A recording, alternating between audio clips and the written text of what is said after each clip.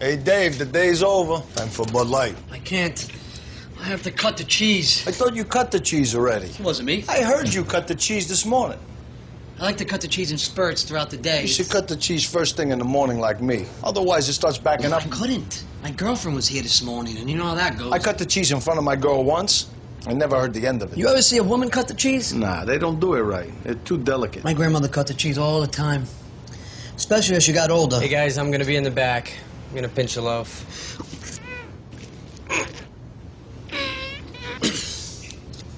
Want me to pull your finger? Will you pulling my finger help me cut the cheese? Oh, yeah. If I pull your finger, you'll be cutting the cheese within seconds.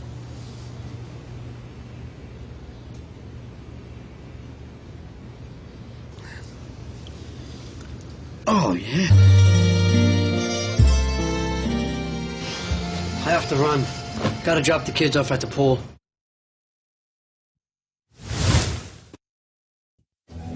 Hey, take a Bud Light. What's this? It's a Bud Light gender makeover. Makeover. Makeover? Have we tried that before? I don't know. Check the memory bank. Nothing. Must be new. All right, let's drink this puppy. Sip initiated. Tastes like homo. Taste buds approved. Let's show we like it. Commencing homo face. Oh, too much. We're on the road to energy independence. By the year 2022, North America will be energy independent, and by the early 2030s, the United States will be totally, completely energy independent. We're the world's largest producer of petroleum and natural gas on the earth, including Saudi Arabia and Russia.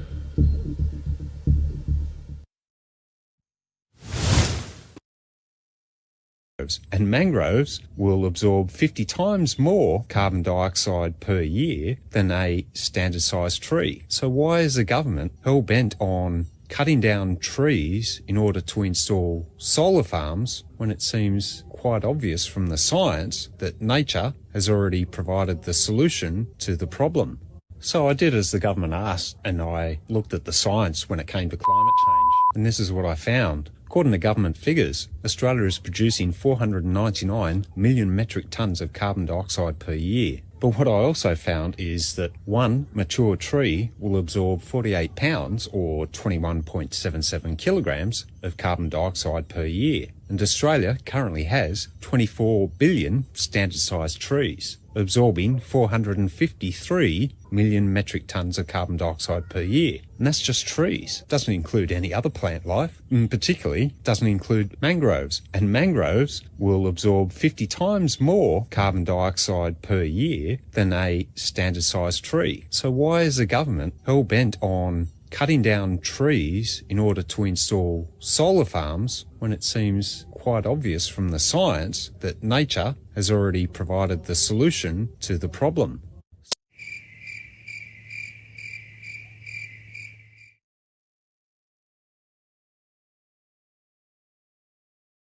No!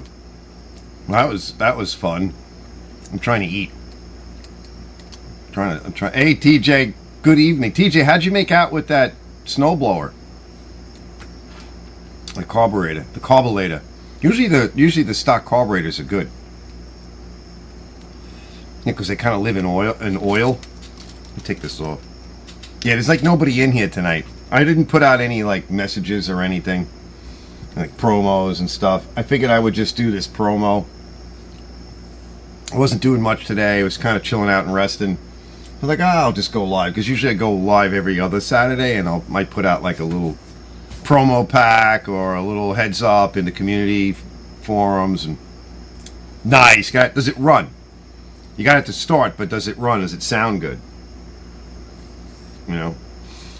What? Oh. Sorry.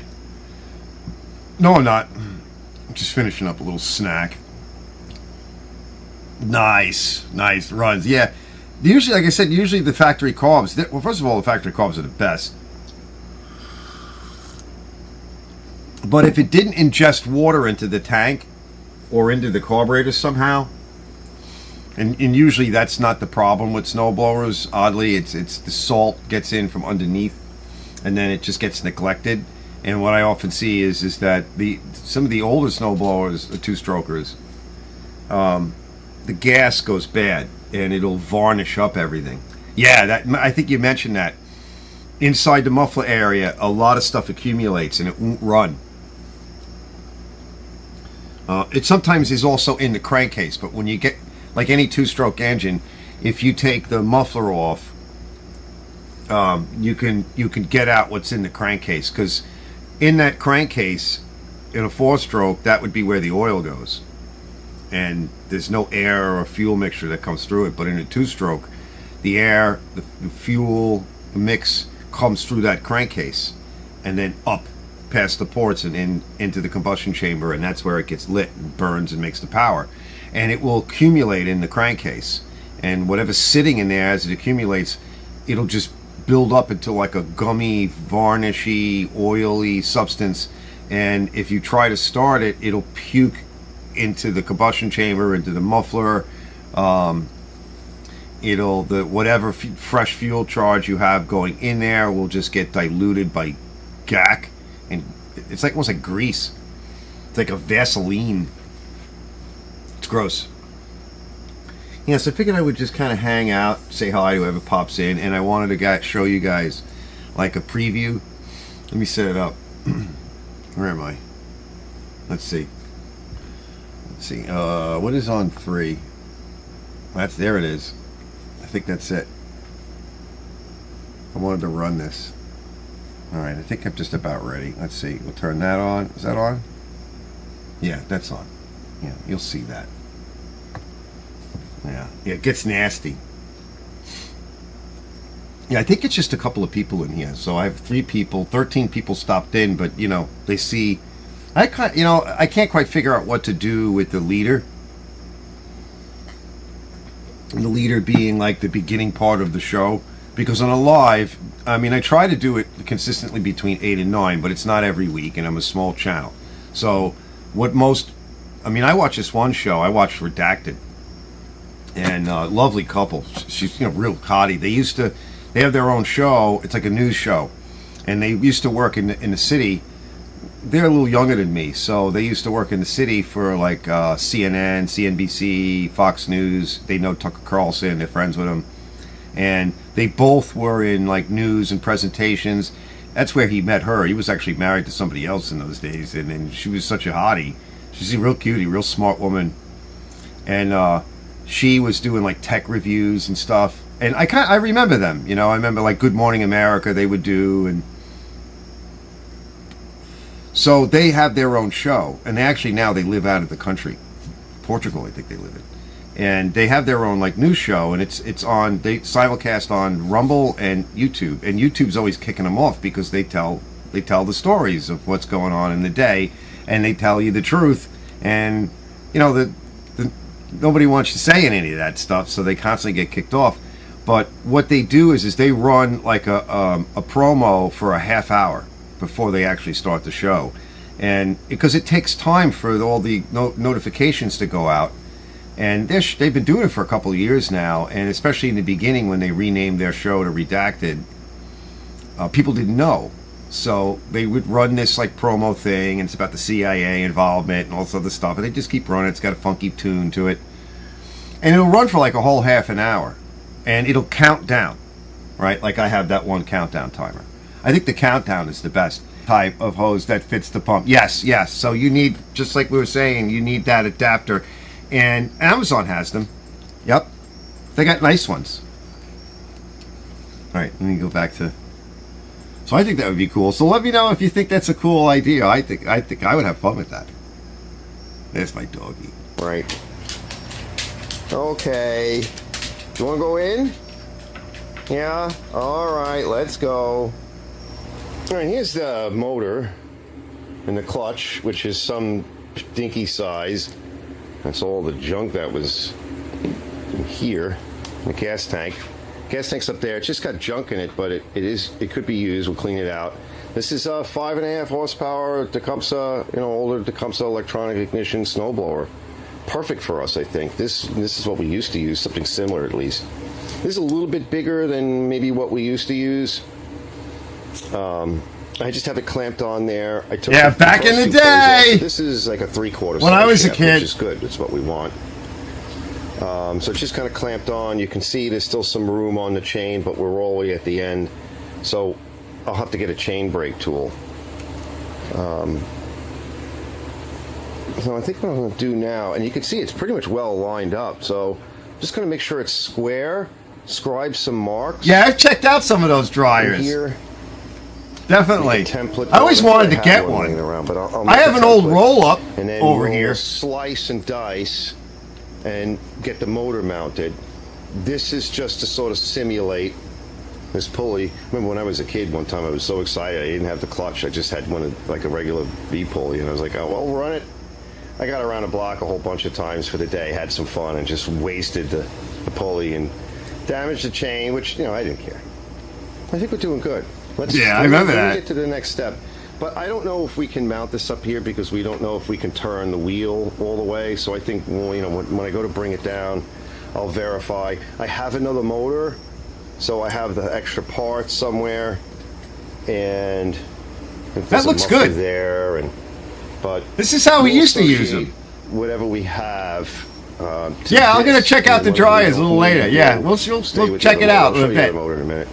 Well, just for fun, right? I mean, disregard this, but it just won't even go because no matter what you do, the exhaust. I could make this thing fit in the way. Even if you took the tank off, I don't think it could. I could make it fit, but I said to Mike, because he, you know, we have a budget, right? It's his bike, and I'm like, I'd have to move the fenders or get rid of them, and he's like, no. He goes, no, and it's just not worth it. Ever fit. Like, I really just kind of shoved it in there, and height-wise it almost, but this is sticking out too far. You'd have to modify this. Besides, it would blow the whole concept old school engine meets new school bike, because this is a doodle bug. It's got the nice, you know, disc brakes on it and everything, and it's also set up for a 35mm bike chain, which is the bike chain. It's a bicycle chain, and if you're going to put on like a much bigger motor, like a lot of people using all these new motors and everything, you know, it's like the most common thing that they're using, the China Cat motors and stuff. They put a bigger clutch on, it's a bigger chain. So, and then you're going to want to beef the frame up. Okay, and this has no suspension, and I think the concept of old school meets new school is a good idea. Yeah, we're going to play around with your dryers later. Like I said, I have an old crank up one, and I have the key too. But you know what? They still sell that, so it's not a big deal. But let me tell you though, that paper for that is not cheap. Although I haven't checked Amazon for that paper. It's the big spool of brown paper. You can also get it in white, but that's like what we had in like high school and junior high and shit. You just turn the thing. It's over there. It's over by the pressure washer and everything. I just haven't put paper in it because I'm like, I don't have any money. I'm not buying paper. Let's see. Amala says, my Simpson pressure washer is the 3,300 PSI with the coal is 6.5. Oh, that's nice. Yeah. Oh, that's right. I saw that one. Yeah. The Sean does. Yeah. That's a Briggs, that I think, that one I'm showing. Brett says that's probably a Mega Shot series with the AAA pump. That's a nice machine he's got. That's right, I was looking at it the other day. I forget, because I check out, you know, I probably wrote something to you, Rob. I check out so many different things, and then I just move on, and I forget, and sometimes I, you know, just forget to say anything. I don't write a lot of stuff. I never did. I write people more now than I ever did. I'm one of those people that like lurk in the background and I watch people's stuff and I don't say anything. I'm a dick. I just get quiet. I think what it is that when I start watching videos, it's because I'm exhausted. I'm probably in pain or back pain or my diabetes is whatever. I'm cranky. I'm getting older, and I just want to sit down and like I'll sit back like this and I'm like just watching. And now I'm like almost too far away from my keyboard, right? Because like, look, I'll be like this. I gotta get my other chair. Hold on. I'll have my other chair here, and I got my feet up. Okay, and I'm sitting like this, and I'm like, Yeah, I'm watching. Yeah, I'm watching on this monitor that you can't see. And I'm like, yeah, I'm like, I can't reach it. You know, because then I gotta get up, put my glasses on. I gotta go click on the thing. You know. All right, let's go back to. I don't know. I don't think it's gonna fit. You know, that's only 100 and no more than 190 cc's, something like that. You know, it's just a newer variant of the Briggs, you know, overhead valve. Right, so this is the rusty one. But you know what I want to do is just kind of check them both and it's got the Homer. 120 That's what he calls it. Homer. Starter on it. I'd like to see what they do. Homer has a cat pump. In terms of compression, but this one's just a little rusty. I pulled this off of something. It's just extra meat. All right, so I made my template, and there this you go. Is bolted into this slot here, so we have some room. But I don't want to do any more on this until we get the clutch, because the way the clutch is, I got the clutch now. And this one's got the threads already in here. So I think what we'll do is we'll pull this off now, and then let's take a look at this. Let's see what I have for it. We'll look at that other motor, maybe pull the carburetor off of that one, fire this one up on the bench today, just make sure she runs. I do remember this one running, I'm pretty sure, but let's just see if we can get it to run and go through a few things. So we'll wait on this till we have the clutch. I see some nice clutches with some new chain, which would be nice, maybe. Certainly nice to have. The Snow King might as well get it. Is too big. We'll wait on that. Not sure what I want to do here. When I go to take it down, I'll figure out if that's the thing. And then. So, are you talking about the 8 horsepower Snow King? That won't fit. All right, the shaft is too big. The shafts are all weird. You'd have to adapt it, because I have one. Old school hand dryers used the cloth that was reusable cloth. Remember that one? Yeah, they used to laundry it. They would put, you know, they'd pull the thing out. Man, that was gross, huh? You know? Surprised they didn't have the toilet dispenser like that, where you just kind of pulled and you got some fresh.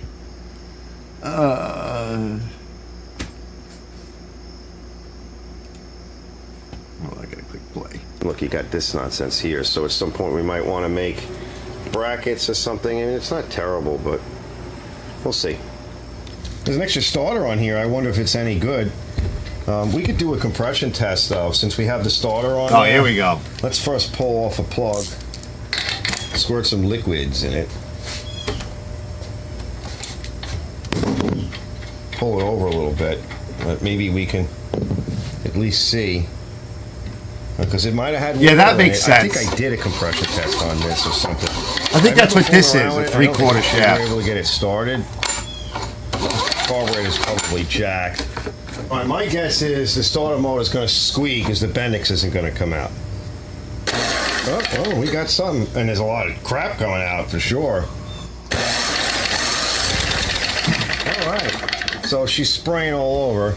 So we'll check for spark too. Let me get more of this stuff in, which is just going to be good for it. There might be a little bit of a delay to what I say, my tranny sauce, like to where you are in the video, or I might be saying it ahead of what you're seeing. I got a starter. Because of the internet and shit. You know, it makes a difference if I have an old machine. Because I'm actually watching it in live play let's here. See. Can you see it? Yeah, you can kind of see it. Let's see what it does. All right, fellas, we got almost 100 PSI. That's not bad. We'll have to check the other one. Wow, it's like puking all over the place. And yeah, those big ones were huge. All right. All right, and you start breaking it down. Some of them have a step. I have a couple with step shafts. I don't usually care about spark, but this thing would run if it had a decent carburetor on it, be my guess. I'm just going to tell you. Yep, we got spark. And the on-off switch, too, is working, but she's loaded with gack. Yeah. All right. I'm just going to start taking stuff off. I'll bring you back in a bit when we get a little further. Right? Kind of boring to just watch a parts dismissal. As I suspected, this tank is cracked here. Yeah, they sure So, did it need to goes be all the way bigger. from here to down It's there. too big. It's just too big for what we want to do.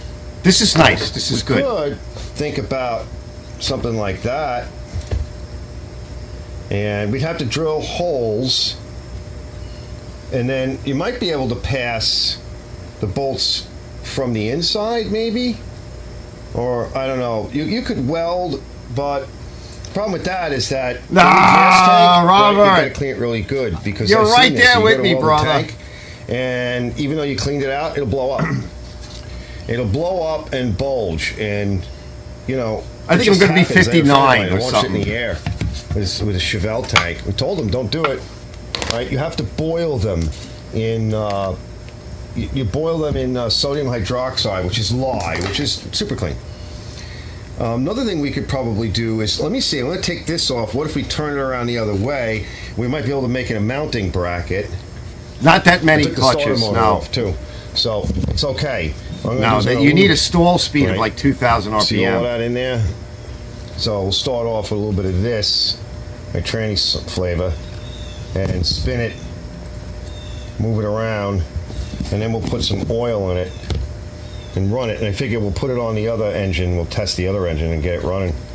And we could do compression tests and start it up with this. And so I'll clean that out and blow that out in a bit, give it a wipe down. It's nasty. I'll give that a good cleaning. All right, let's see what we have. All right, this thing's a mess. It's really filthy. It's nice to be able to do this. Like, it's a good project to go through my stuff and see what we have, and then whatever I'm, whatever. Yes, I yeah, end up with. that's a good story. Oh boy, yeah, it's. There was one when I first moved in. My ex-wife and I, we were clearing. This building fell down. Basically, it fell and it was leaning on a tree. So, and you could not get to the backyard. And there was a door where my big doors are now. There was a small entry door, and you didn't even know that was there. Literally, it was just, the whole thing was just brush and whatever. So we started cutting some tree stuff down and everything, and I rented a chipper with one of those setups with the clutch on it. I thought I broke it. I mean, I had overloaded it. It was smoking. The clutch was smoking. I mean, it was bad. And that was like my first run-in with the neighbor, because where I was doing it was over by the big pine tree, and the chips were coming out, and some of them went through his fence and got on his property. This guy, he's a cranky old man. He was cranky as a young man. What are you doing? You got on my property. But yeah, and like the step ones are nice too. But I was looking at it, I'm like, no, this is too big. Besides, right? The other thought was, well, one, I wanted the old school meets the new school. Okay, so this fits that criteria. I have 3 of them. Plus, I have a one with points. I believe it was a points engine. One of them I used like a year or so ago. I used one with the extra shaft on it. That's the one I used with points to fix the little Arian snowblower that's up on my channel, which you might see again this year, because I might use it. I think we're going to get a lot of snow. So the other reason is that where I live here, every time I've used one of these engines on a snowblower, just the way the weather is, the snow will turn rancid on you. It'll get slushy, it'll get frozen, it'll get light, and then it'll all be mixed together. And these little engines will not work. They just don't have the oomph. They just don't have it to deal with snow like that. They don't have the RPMs. They can't handle it. And then when I stepped up to like the 8 horsepower and 10 horsepower, particularly in the Tecumseh variant, that was the end. I was like, okay, I'm never going back. I'm never gonna keep around a snowblower that doesn't have at least this much. Now the Toro that I have has the big Briggs on it, which I love, the old school Briggs. And Mikey got me another one, so I have backup parts, or maybe I get it running, or maybe it's some guy with an RV drove into it, and the handle is just destroyed. I mean, I could probably fix it, but why? I have parts. So anyway, that's my story. Stupid as it is. It's got to be beat. All right, it moved a little bit. Okay. I'll get it in a minute. Hold on, I'll go get it. Lube in here. This is why I'll go get the clutch. go in.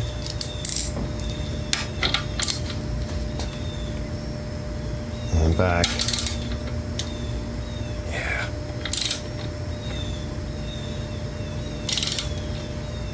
Remember, the friction's going to be up, so I'll go back and forth. And this is how you got to do it. All right? That's how I did it on my little points motors. All right, I'm going to go in a little bit. You try to get lube in there. See, it's coming until it starts to free up, see? Now it's getting tight again. Let's go back. Even if it's just a little.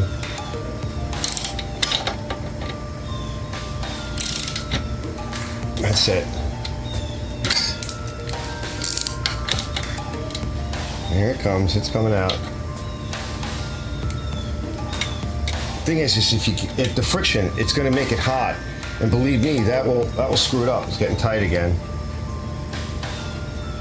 Some little lube on there.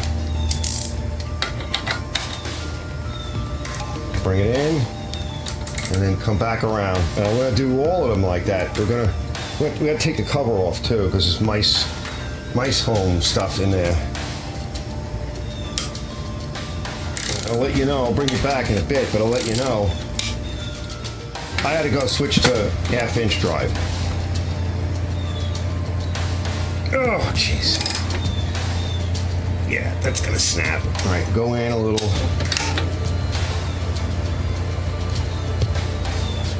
I'm trying. The brakes in the block, it's done.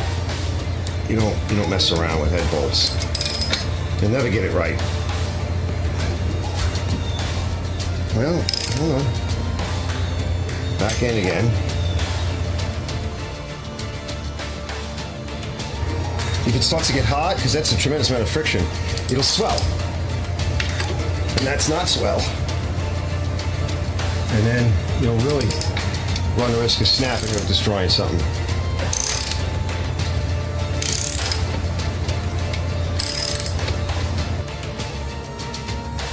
Oh my God, it's jammed. Just try to loosen up the junk. All right.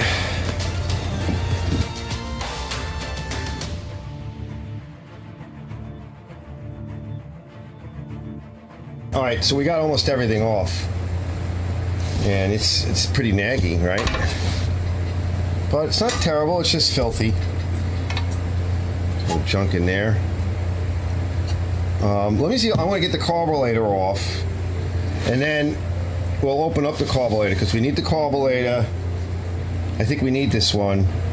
It may not be all that bad. You know, I just love it when you see these fuel lines that there's no clamp on it or anything. All right, let me see what else we turn up.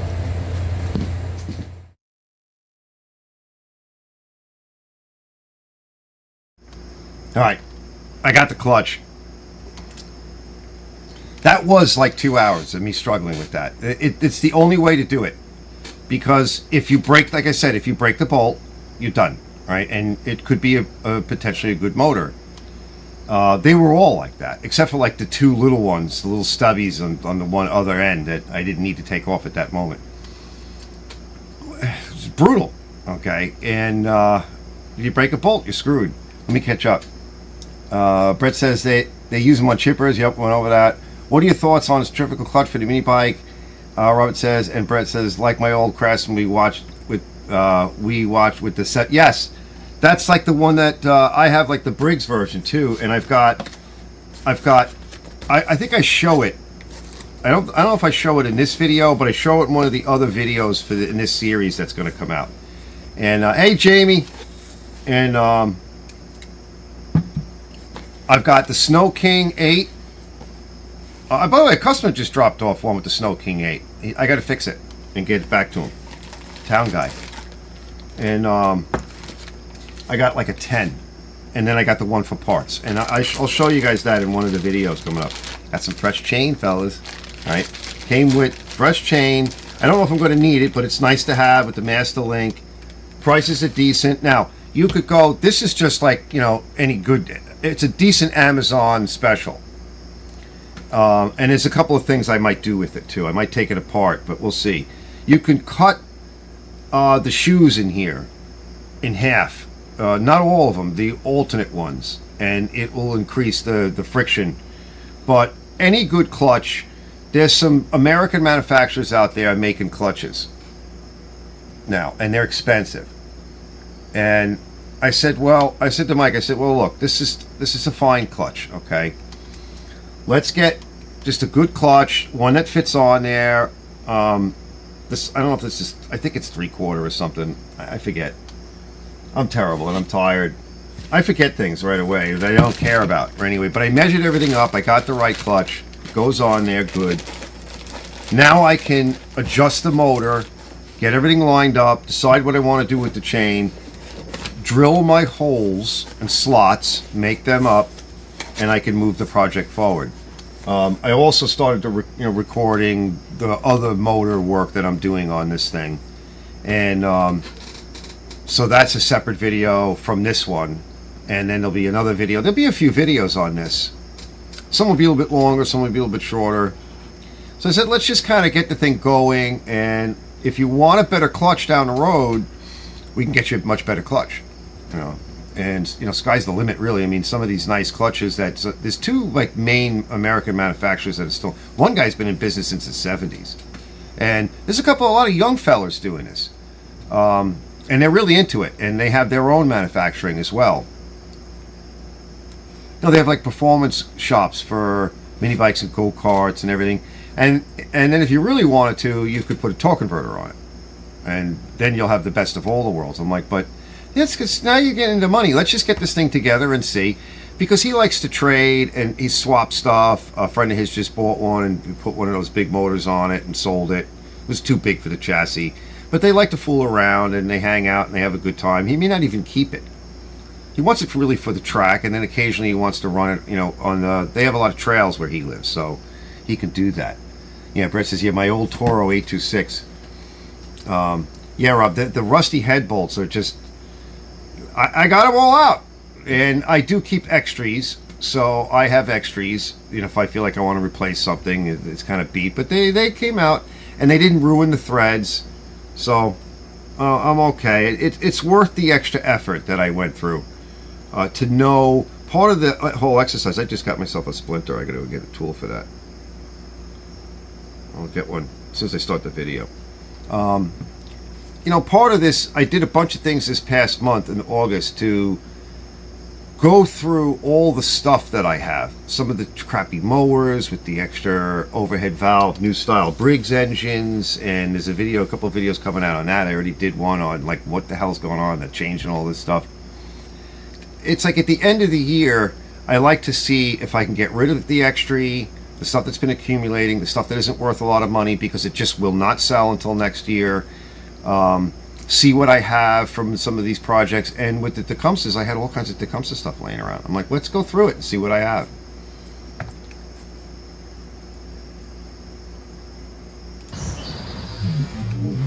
Oh, it's naggy. Yeah. All right, I'm just going to clean all this off. I'll clean that up, but we do have a nice HIPAA carburetor that we can work with. So, yeah, we should be able to get this thing fired up. I love using a Pitman on puller to pull a lot of this stuff whenever it fits, because you got these ears on it that you can put bolts in and clamp it. You can jet clamp it. So let's see. It's on there.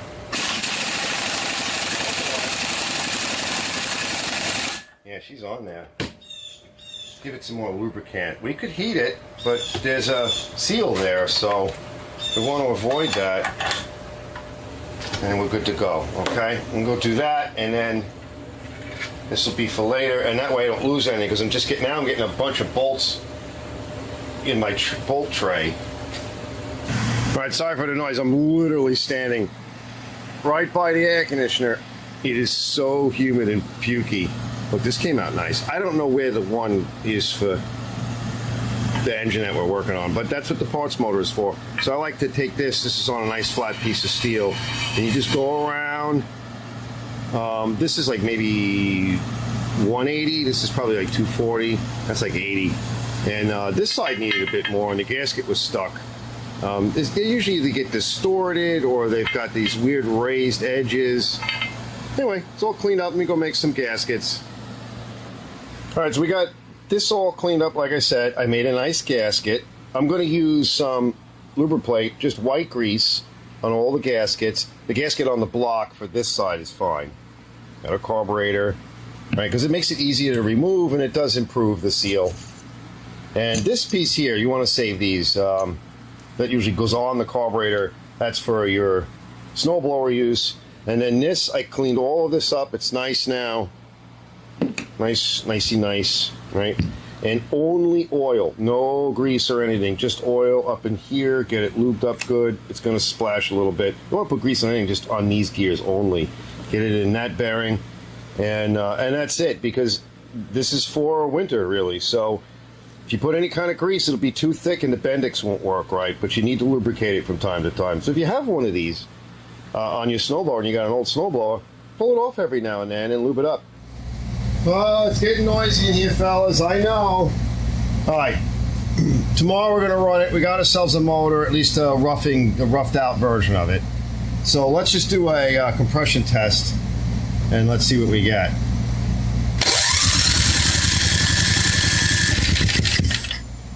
That's interesting. Well, believe it or not, fellas, this is 50 pounds.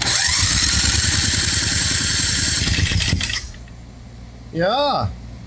Okay, let's check for spark. So we actually got more compression out of the other motor. Well, you never can tell, right? Might want to bring that out tomorrow. Give it a good clean. I did put a little of my special sauce in here. I remember this motor ran a little weird. Let's check for spark. I'm just going to yell it out. So I think tomorrow, it's getting too late and it's raining out. Otherwise, I'd do it. Let's just check. Yep, we got spark. So at least we know what we have. That's 50 pounds less. That's a lot. So I think tomorrow, like I said, I mean, as clean as this one is, we'll run the other one. We got the pulleys off. We'll have to pull the pulleys off the other one, pull a few more things off, get it cleaned up, right? We got to put bolts back in it, get them cleaned up. We got to suck that other head down and get it tight. Probably pull this off too. We'll see, right? And we'll get it tight and we'll run each one. And I remember this one, I mean, there's a reason for why I pulled some stuff off of it, even though it's clean. And you can tell it is pretty clean. Get a little dark in here.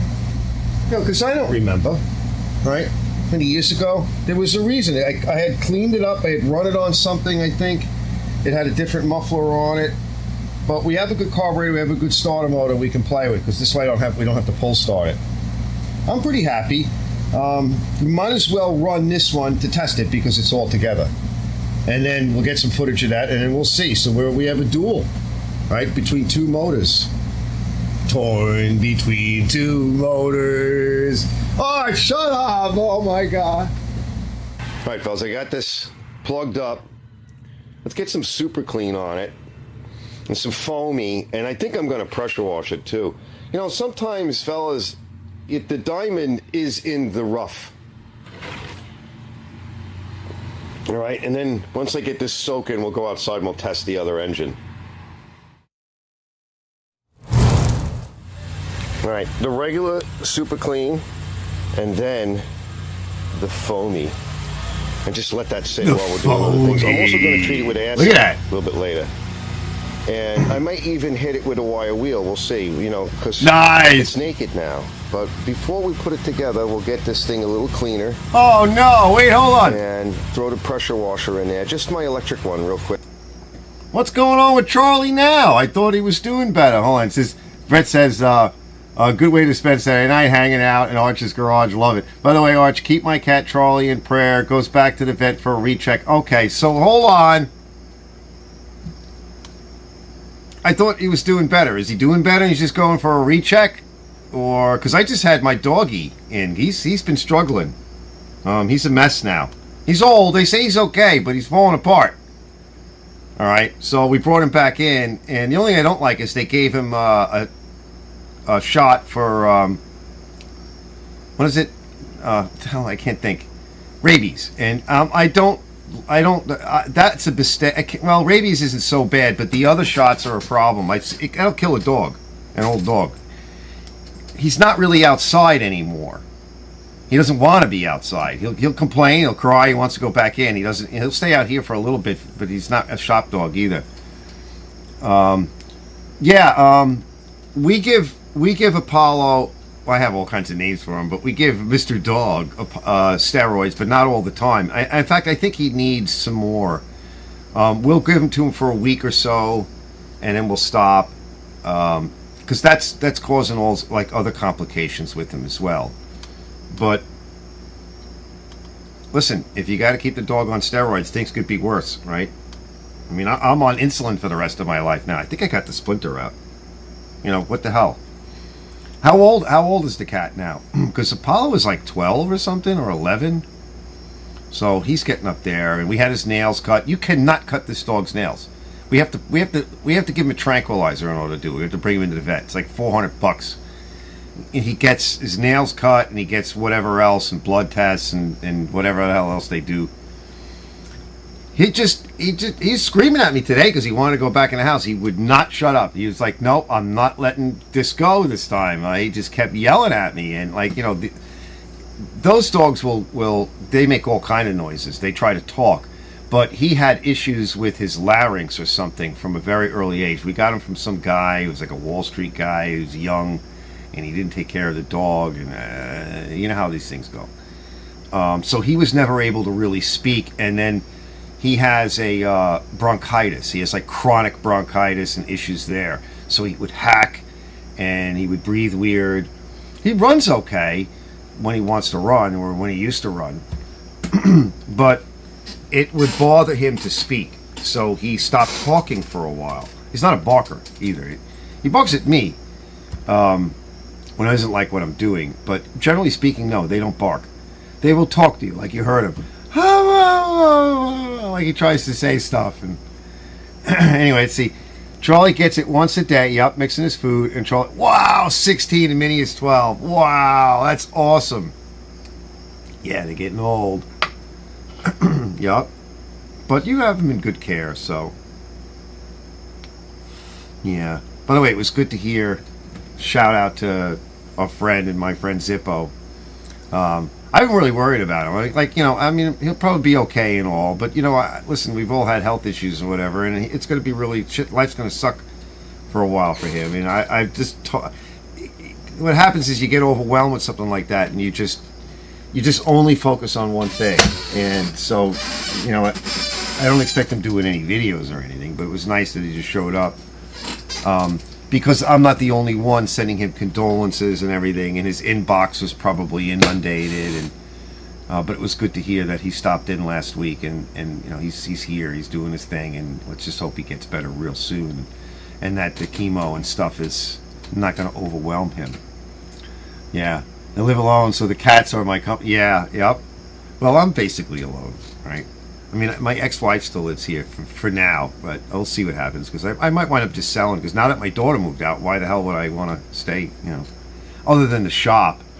One of the things I was thinking about doing I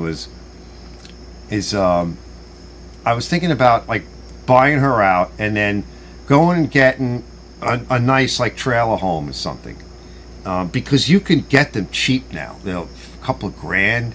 I'm not talking about an absolute piece of crap, but something decent size. Put it in the back behind here. I got the cesspool right there, and the other cesspool's over there, but I have the old original brick cesspool right over here, right behind my slop tank. And we got power, and I got gas here. So I got 200 amp service in the house, feeding my 100 amp out here. I have the gas line, right, natural gas, which, you know, New York State just hates because they're trying to take away our gas stoves.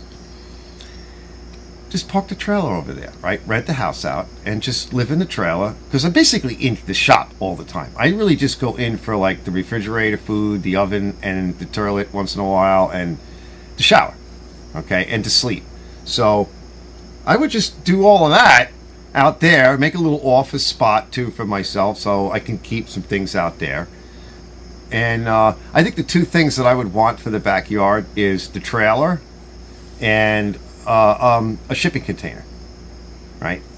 And then I can unburden for storage and all that, and I can unburden some of the stuff that's in here, in this basement, and in the basement in the house, and in the garage. I can, have a bit more storage and everything over there, and then maybe like a little Quonset tent. Now, that would fill up the backyard, but I don't really use this section of the yard other than to hang out for parties and stuff, and I think that would be a fun life.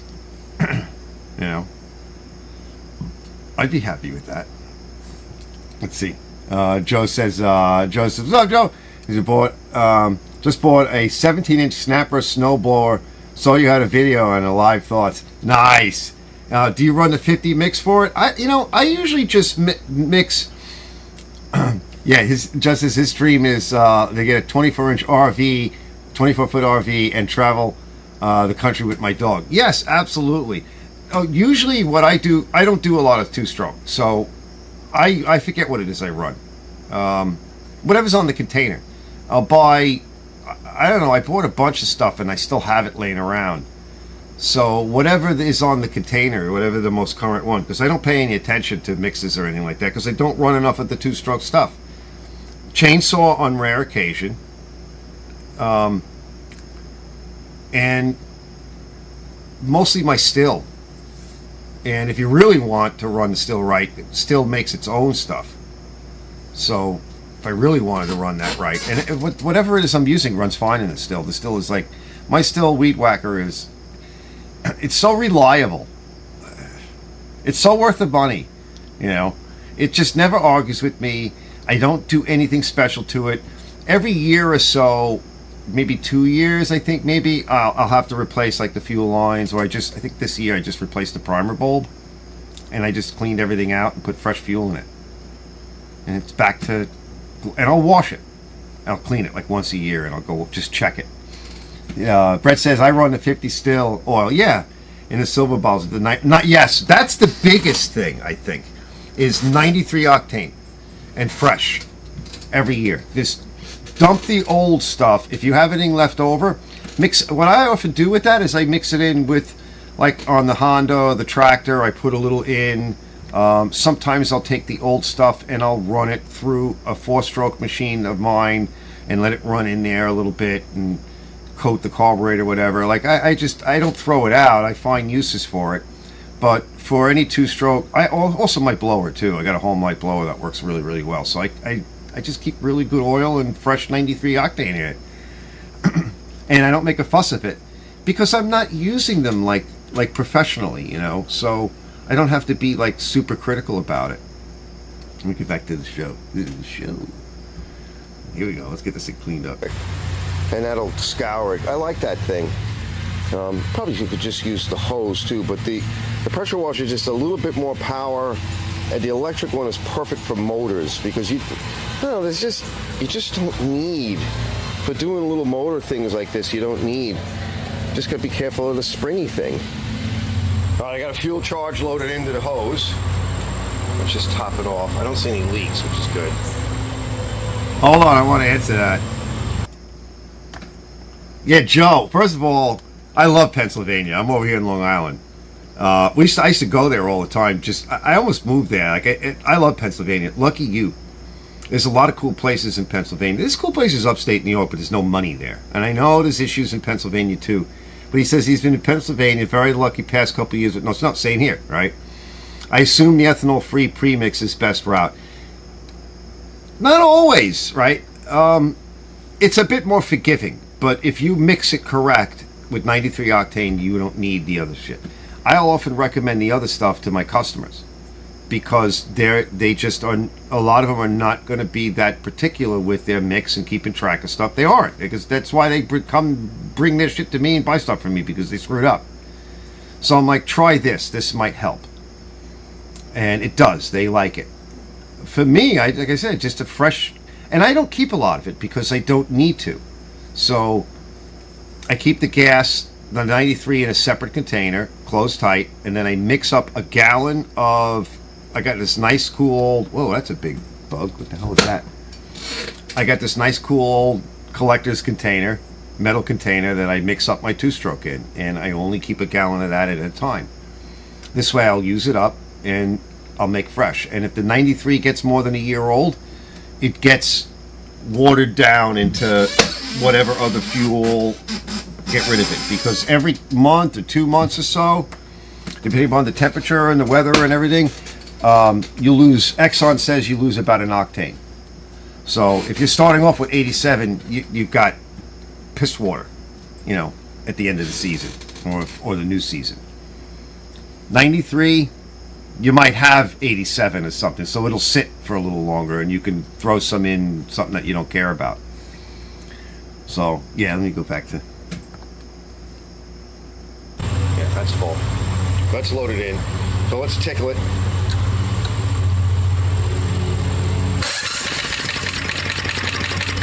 Nice. Pittsburgh's cool. It may not have any real throttle because it's not, I don't think it's connected right. Come on, baby, start up! Start up! It's arguing with me.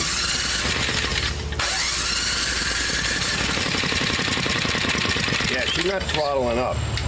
All right, something not right in here. All right, let's bring this in. Something's not right with this linkage. This is also the one with the lower compression. We're not going to be concerned with it right now. We'll bring that up.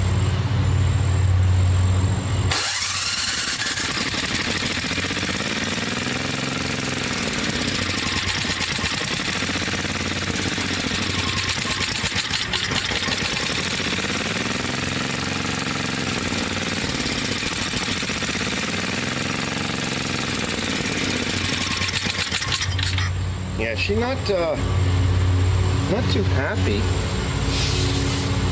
You know, could be. Just trying to pump it out. You know, what we want to do is just get it hot, right?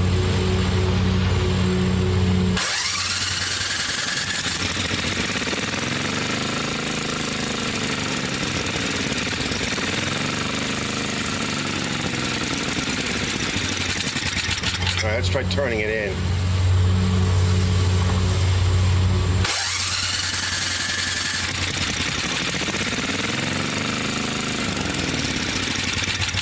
Nope.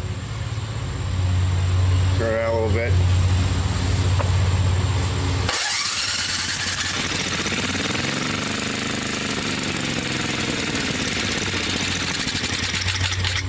Yeah, she should run, fellas. There's fuel in there. There's plenty of fuel. Well, I ain't gonna give up. I'm gonna get the damn thing to run.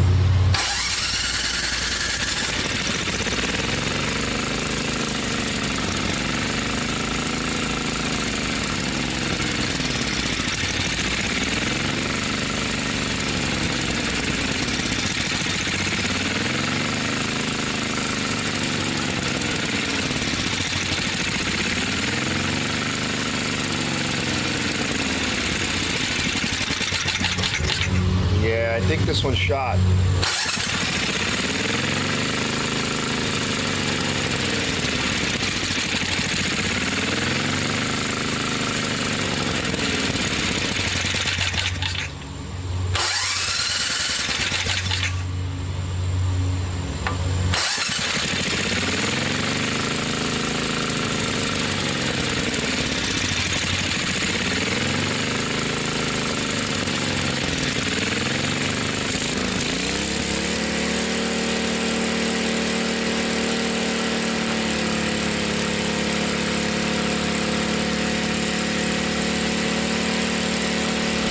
There we go.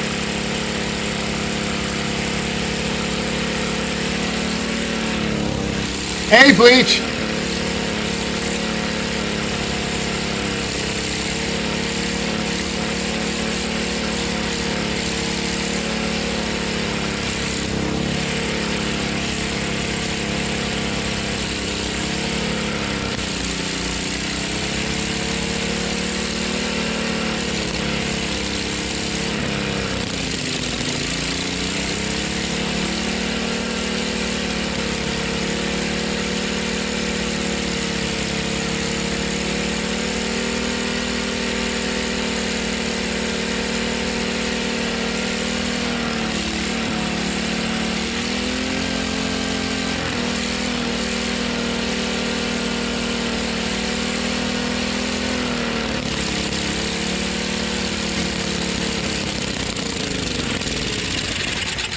think it ran out of fuel.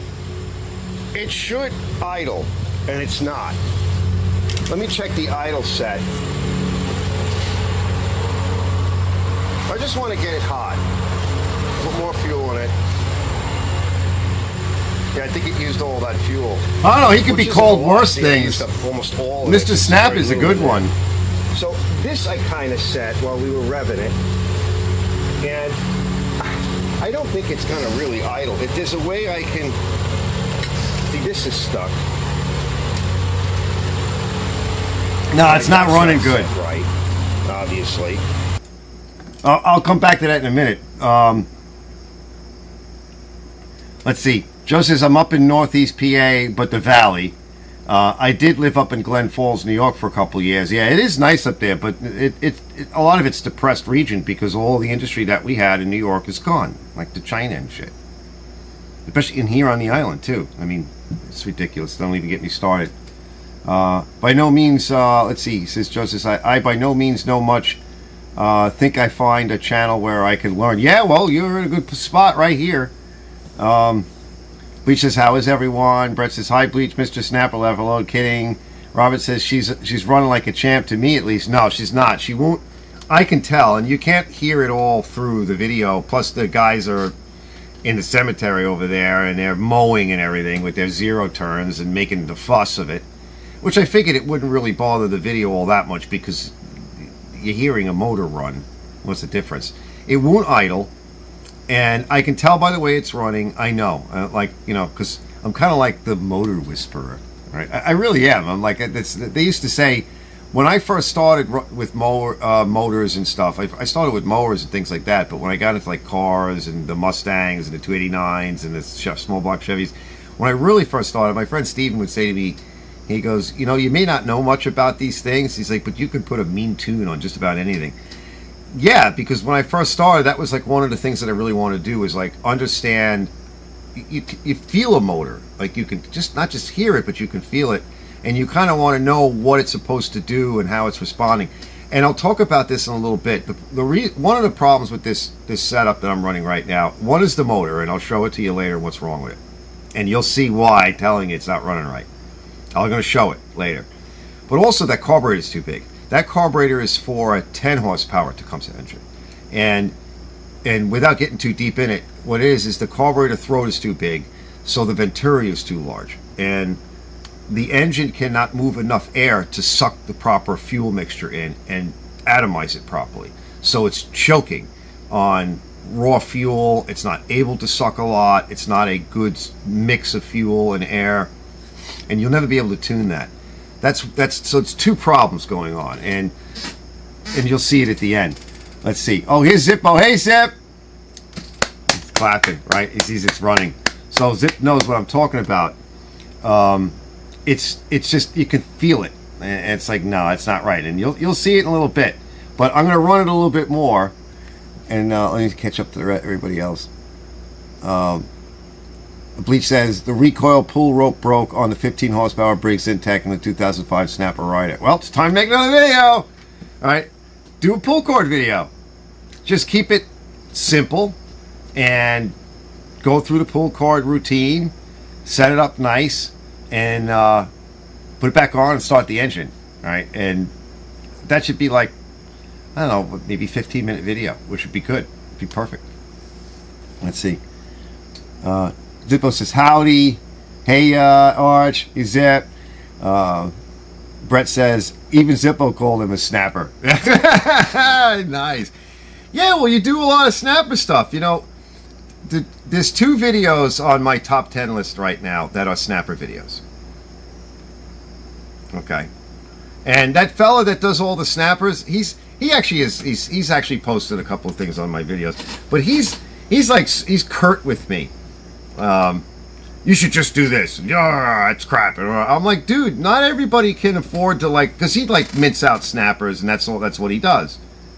I'm like, not everybody. I was like, my customers do not want a snapper rebuilt. They will not pay me for that. What they'll pay me for is a snapper that's running good. They'll use it for a couple of years, and then if it's still in decent shape and it needs a repair, they'll come back and we can price something out. And if they still want to keep it, That's why they wind up in the garbage. You can also get a newer snapper, and they're out there now too. But I was talking to Mikey about that. He's like, I haven't seen any snappers around. I said, I've only seen a couple of older ones, and they may be too far gone, but they might be worth picking up. He's like, I haven't seen any new ones. I said, that's because the ones that are out there now are newer, and they're not broken yet. People are trying to take care of them. They know they're expensive, and they were made. Some of the newer snappers were made better than the older snappers. Straight up, they fixed a whole bunch of things that were wrong. The one that I have is an example of that, and I actually show the two different snappers in one of the videos that's on my top 10 list. I show some of the differences, and they're not broken yet. They will be, but you know. Let's see. Simple, how you doing? Homer Simpson. Let's see. Eric Clark. Eric's in the house. Says hello from Central Ontario, Canada. We got Canada in the house. Nice, nice. It's Central too, so it's not crazy late. Joey says, I came across this channel, typed it, Snapper 17. Yeah. Brett says, don't. Yeah, and that's another reason why I didn't sell my snapper yet. One, I like it. You guys selling any snapper?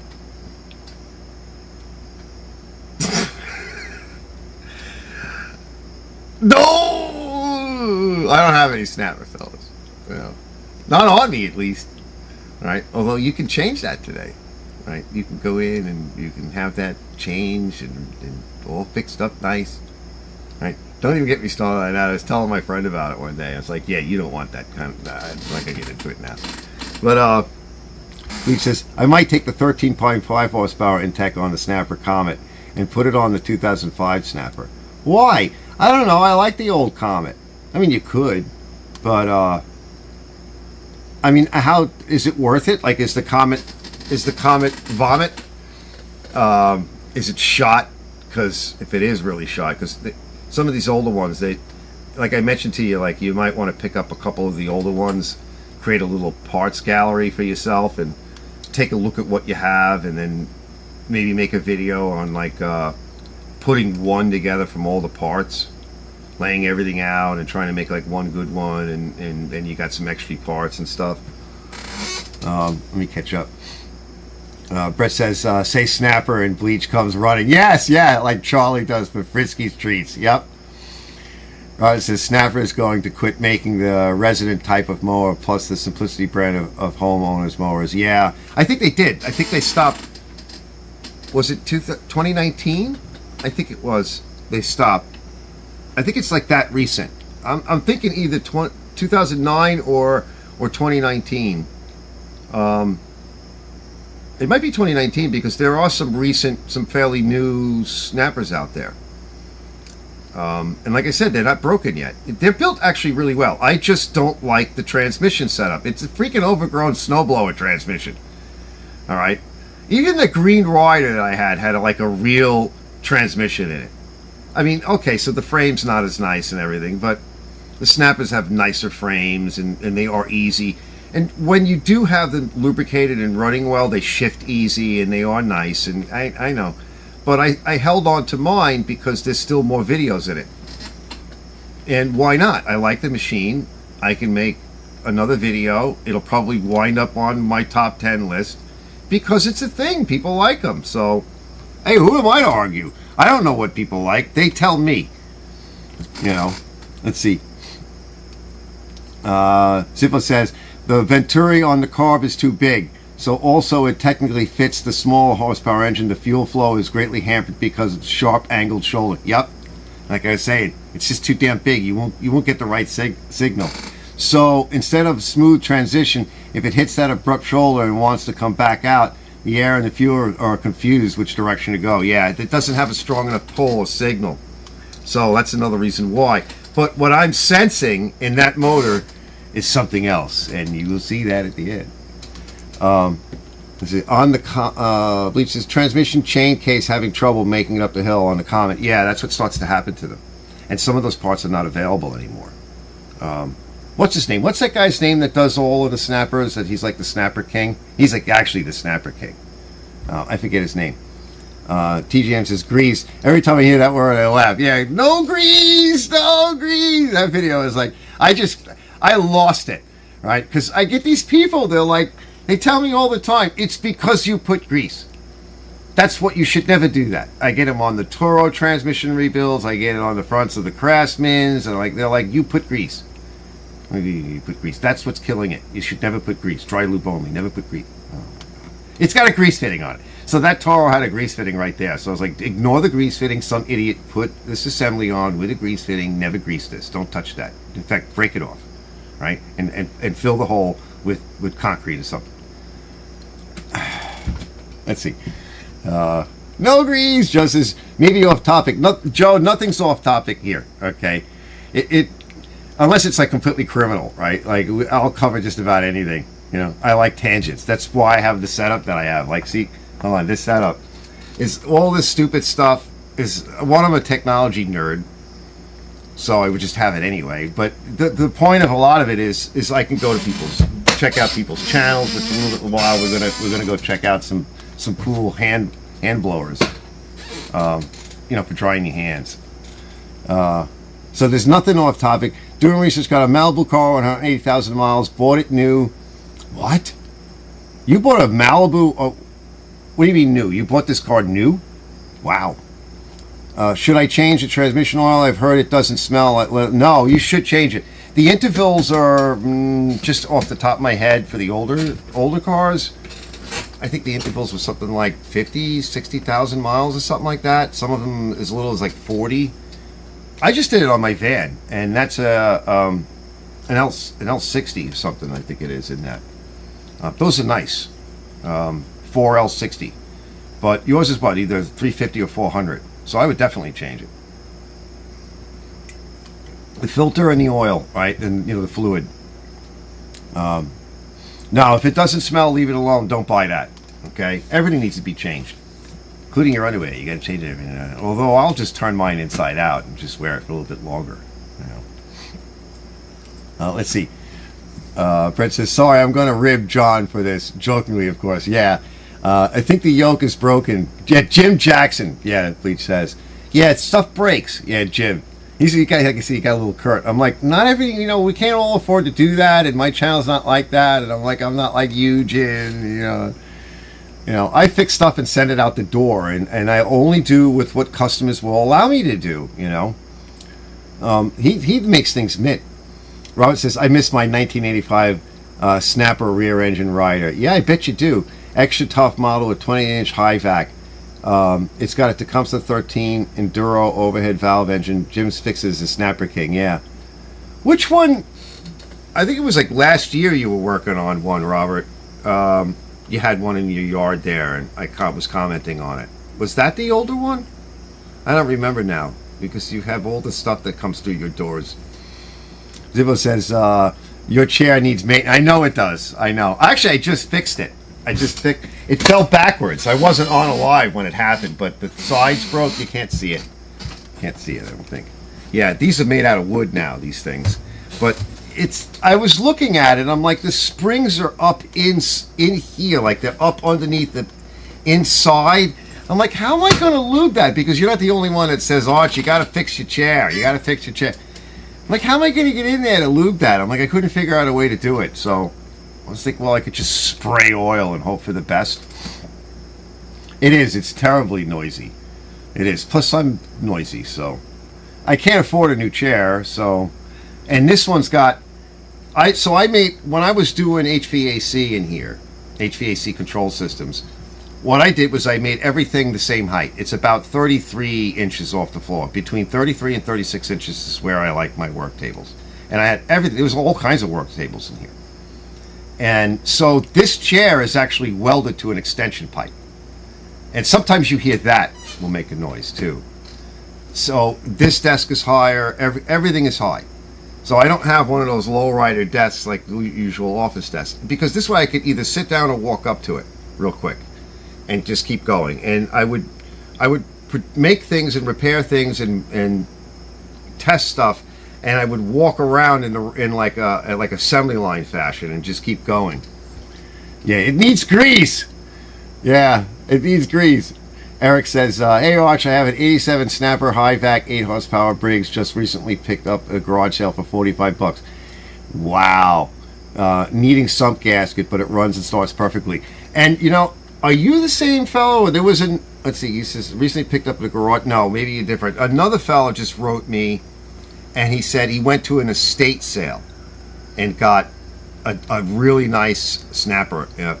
Put a battery in it, started it right up, drives, runs fine. $40. I was like, I hate you. You're not allowed here anymore. Okay. Just a joke, LOL, right? $40. Like here, it's $100 at least. And some of these people here, it's like with the old cars. Like they're selling a station wagon for $4,000. It's falling apart. Like a 1973 Chrysler or whatever. Nobody wants this, right? It's a station. We didn't want them then, right? He says, hey Eric. Bleach says, on a better note, have not had a Mickey Mouse nest in the engine for a while, but something was messing with a big roll of bubble wrap in my garage. Open up the door and a roller, I was on the floor. Yeah, you got, I had a mouse in here. You'd run across here and everything. I finally got him out. Eric is saying, hey Zipper, how are you? Robert says, it was one that I cleaned up the mower deck, sprayed with WD-40 to keep it from rusting. Yeah, cool. Yeah, I think that was the one. Thanks, Eric, saying my friend. Bleach says, I bought the Comet in 2005 Snapper. Yeah, see, I'll never get it for $40. That's not going to happen. All right? I don't think that's going to happen. Everything is so ridiculously overpriced here. I know it's getting like that everywhere, but this is, other than like California, like this is the most expensive place to live. It's just ridiculous. That's why I keep thinking about going down to my brother's. So if I don't rent out the house and do like I was saying earlier, then I might just pack it up. And he had a house for me a couple of years ago when I first got divorced and everything. But I didn't want to leave yet because my daughter was still too young, and I'm like, this is too messy. This is with everything, and I wasn't even healthy enough to go at the time because of the diabetes and all the other shit that was going on. You know, because it was dying, you know. So it was like, he's like, well, come down here and I'll help you out. That was way too much. Now, right, my daughter moved out and everything. I told her the other day, I said, you know, that might just, you know, kind of like set the whole ball in motion now. With, you know, with the thing is if she wants to move back, you know, like if it doesn't work out, because she's naive, you know. I mean, who was it? 23, 24. We were all naive. Let's see, Bleach says, I bought the Comet and 2005 Snapper for $40. Usually I pay $75 for a Snapper as a blown engine that ran before. Okay, but that's not bad though. $75 or $40 or even sometimes even $100. If there's enough there to work with, it's parts. And like I said, some of those parts are not available anymore. So you're into it, and they are nice machines, and you can swap stuff and figure out what you want to do with it. Yeah, I want the Forrest Gump Comet Snapper. Yeah, I saw one of those around here. All right, I'm gonna get back to the video. I'll catch up with you guys in a minute. All right, let me see. I'm gonna be right back. All right, I don't think this is set right, so we're gonna loosen this up and make it more parallel. All right. All right, have the RPM down a little lower. Not, I'm running.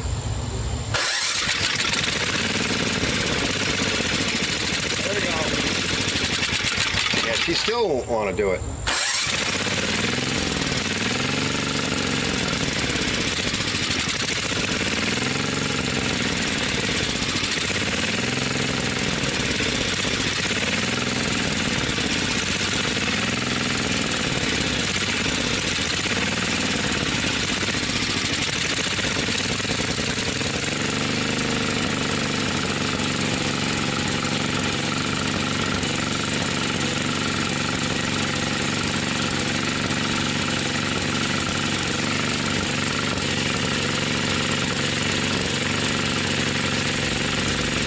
There we go.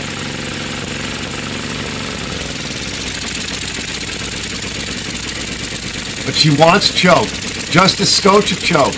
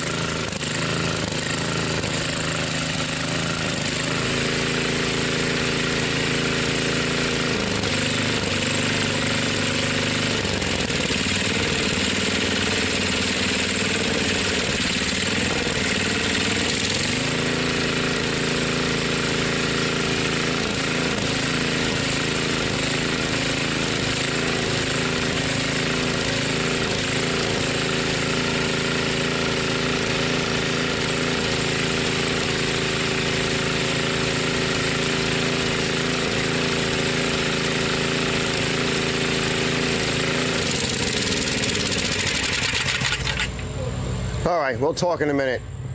But let's let it cool down, and we'll do a quick compression test, and then we'll pull it apart and see what's going on with it. She's not running good, right? She's not running right. She's not making power. She's farting. That's not really a lean miss. That could be reversion from valve leakage coming back through the carburetor, why we're not getting a good signal to the carburetor, not good suction because it's starting to blow back. And could also be the rings are tired. So we'll talk about that more later. Let it cool down. We'll do a compression test. Let me clean off the other motor. My king, this woke shit was just delivered. Excellent. My people will love it. All right, she's cool. That plug is not bad. Hopefully you can see that because I can't monitor this camera. But it's like a chocolatey. So that's not the issue. It's probably... Run away! My king! We've got the smoke shit for you now. I'm sorry, I throw in the worst stuff. I am such, I am not a politically correct person. Alright, let me catch up to you guys. Ranwood Park, yeah. I was just saying something like that on a video that I'm working on.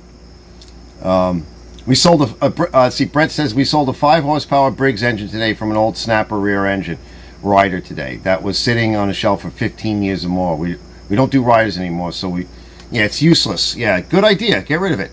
Right? I have so many extra motors laying around. I've often thought about doing that too. And Robert says I see the spring style of adjustable carburetor in this old school Tecummy. Yeah, buddy. Bleach says, oh man, Brett, those 5 horsepower Briggs for snappers are getting hard to find. Yeah. Brett says that surging could be fault in the idle circuit plus a burnt valve. Yeah, well, we'll see. But no, it's partly the carburetor. It's the carburetor itself is like I said, it's too big. It's too big for that. And you'll see. I'll show it to you probably in the next video. I'm going to show you the 2 carburetors, but it might be in this video. Yeah, up. He says, Bleach says, up here they've usually been upgraded to 8 horsepower. You need at least 8 horsepower on the Snapper, I think. All right, let's keep going. We're getting there. Almost done. Probably valve and piston or rings related. So let's spin it and just see. And I'll yell it out in case you can't see it. Yeah, see, now she's up at closer to 100, right? But it's still this was 50. Right. Remember? But that's better than it was because I noticed towards this was the 51. The end of me running it, it got better, but not 100%. I think we need to go in there and look at these motors, and we'll take the heads off and we'll compare the 2 of them and see what's going on. So we'll take this one apart in a little bit, but I want to finish cleaning up. I want to show you what I want to do to the other one before we run it.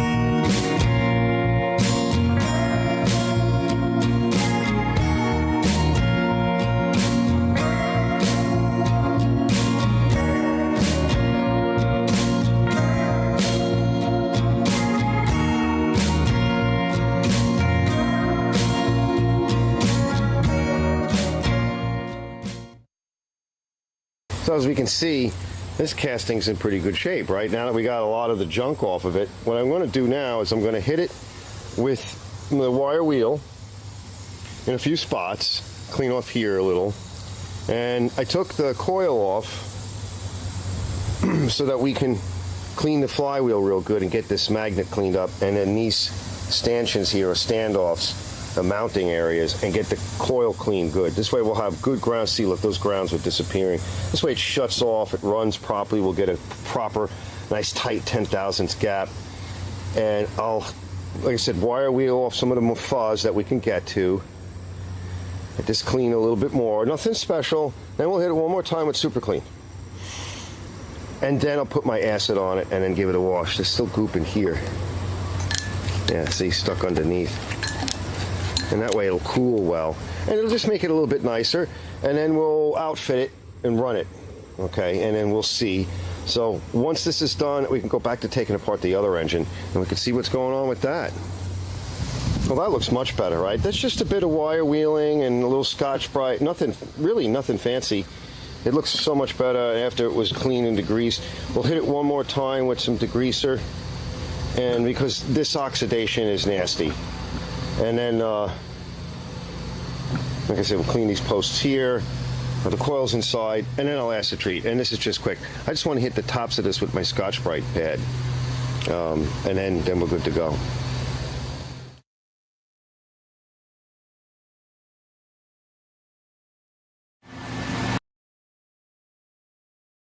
All right, so just to back up a little bit, that's the motor the one that I said might be the diamond in the rough, okay?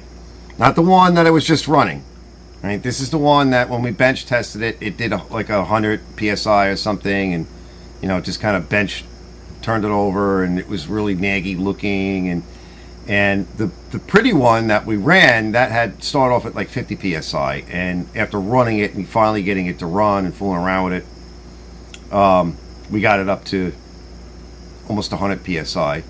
The ratty one is the one I just cleaned up. The ratty one is the one I spent like 2 hours trying to get the head bolts off so I could take the pull cover off, right? The blower cover off. Let me catch up to you guys. Let's see. Let's see. Brett says that that 5 horsepower had the old style Pulsar Jet carb. The manual choke. Yeah, those are nice. I like those. Those are the ones I remember from the days of mini biking. That's similar to the 6 horsepower that I picked up on that old rototiller, right? I'm working on that project too. We're going to clean it up and rerun it. I did a will it run. It ran great. Remember how good it ran? I took it apart. I bought some parts for it. We're going to just clean it up, paint it, run it up on a bench, and I'll make a quick video out of that and put it to the side. Hopefully I'll be able to fix that rototiller. Bleach says carbon buildup possibly. Brett says I should have Arch bring that engine here and we could cut the valve seats and relap and adjust the clearances. Do you have a seat cutter, Brett? I want to get one of those. I had a 5 horsepower. Bleach says I had a 5 horsepower Snapper Briggs. The had oil in the gas for some reason. I couldn't get it to run. Oil? You mean gas in the oil? Oil in the gas tank for some reason. Somebody put oil in it. Maybe they tried to winterize it or something. Brett says crankcase breather not functioning. Right, Bleach? Bleach says probably, Brett. Robert says I believe that Tecumseh engines used the Autolite spark plugs back in the day. Yeah, they might have. Yeah. Wow, what did they use back in the day? Wow, that's yeah, it could be. Brett says yes, had it over 30 years. A Knee-Way seat cover, yeah, seat cutter. I want to get one of those. There's I saw a nice seat cutter valve grinding set on Facebook Marketplace recently. I think it was more for cars and stuff. I don't know if it would do the smaller. It might have. I don't think it was a stone cutter. It was a different type of like a hand tool. And it wasn't expensive. I just don't have any money. I'm like, I want to start buying stuff again. I am slowly, but you know, I'm not ready yet. Bought another Kodak ZX1 camera now. I can run 2, but my cell phone camera works nice in a pinch. Yeah, that I want to see some video with that. Let's try it with this camera, but there's your problem. Okay? It's all the way around. This was a sitter. Probably sat, got a bit locked up. I freed it, but it couldn't make the power. And yeah, when it warmed up, it got better. I'll use the other camera too. And these probably need just a good, you know, to be reseated. You know, pop the valve keepers out, spin everything up, lap it in. But this would probably be fine if you wanted to take a hone to it. It might clean up, but you're going to need new rings. But you see the rest of it, it's a parts motor at this point, which is fine. Notice there's a lot of like oil up here. That's not for me. So it was pulling oil up too and starting to burn it slowly.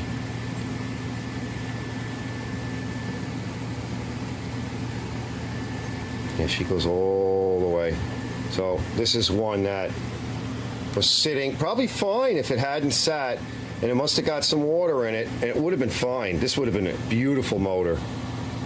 But it may not even clean up. I mean, I can't catch anything with my fingernail, but yeah, you won't get that. It's down just about enough to maybe take a hone to it, but I see some striations as well. So there's vertical striping, so it grabbed either the rust or whatever, or it may have even just slightly seized. Well, it rust seized.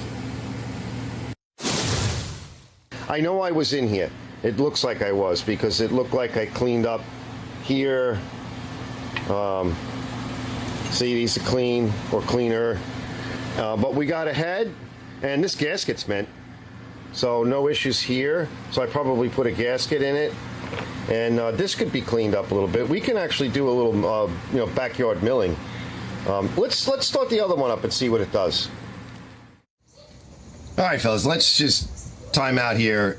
Just refocus on the video and our efforts a little bit here. So the intent is sort of old school engine meets new school mini bike, right? So this is a newer duty bug, and it's in pretty good shape. And like I mentioned, it's got the rear disc brakes. We got these old Tecumseh motors, and the idea again is to kind of take the old school engine, very similar to what I would have used back in the day. Let me show you a couple of shots of some real older motors that I would have had laying around back in the day. Decided not to use those, and we'll see these motors again. And these motors, by the way, also appear in other videos, and I have also a video on going over the points on one of these engines. So, most people throw a Predator on or whatever, and yeah, I could take that big motor, that 190cc newer Briggs, and I could get it on there. All right, but that's not really the idea with this bike. Is again, let's find a cool old school Tecummy motor. I wish I had a Clinton motor. I had a really fast Stanton mini bike that kicked butt, and this guy, Kid Valentine, right? He had a Black Beauty with a big Briggs on it and honker, and it was really nice, and it had like a little bit more of a sweeping front end, and he beat everybody until I came along. So let's recapture the love and the fun, right? Anyway, that's the idea of this. So we now have two motors, and so you can see one of them is kind of damaged here. Water must have sat in it. The piston was up a little bit, and yeah, you could take it apart. And rehone it and go over it. You would also need to take the valves out, check the valve clearances to the lifters, but also check the valve guides to make sure that those valves are not moving too much, because it was smoking a bit. But you would need to replace the rings, and you might be able to get away with throwing a hone down there, but I don't know if that would really do anything. It's not terrible, but like I said, you'd probably want to go over it. So that's a candidate for something else, possibly. It's also a really good candidate as a parts motor. And then, of course, we have the diamond in the rough. All right. So that's the one that we're going to focus on next. And so in the next video, we're going to go through that and do some testing on that and get that kind of situated. And I think also I found one more. All right. So there's going to be a separate video on the one more. Right, the odd one out, the wild card. So I'm not going to show too much about that here or anything, but there's a wild card in the wings, fellas. Right, so let's kind of stop here, and because it's already about 30 minutes, and that's enough. And I think this is a fun project. Plus, I get to see what it is I have laying around. Because at some point, the years of accumulating stuff. And that's what I've been doing this past month in August now. I'm in August is, going through stuff, right? You got a lot, you wind up with a lot of stuff, put it together, make a machine out of it, make a lawnmower out of it, whatever, get rid of it. And because it will accumulate over time, and then you just get overwhelmed. And of course, where do you put it, right? I would keep everything, but then the problem is, well, where would you put it? Geez, if I had kept all the stuff that I'd had over the years that I got rid of, motors and cars. One time I had an entire Galaxy, all the parts of the Galaxy in this little crawl space basement, with engines and doors. Stay tuned for the next one. I'm really enjoying this project, and hopefully you guys will too. These things are just fun, right? I'll see you guys later.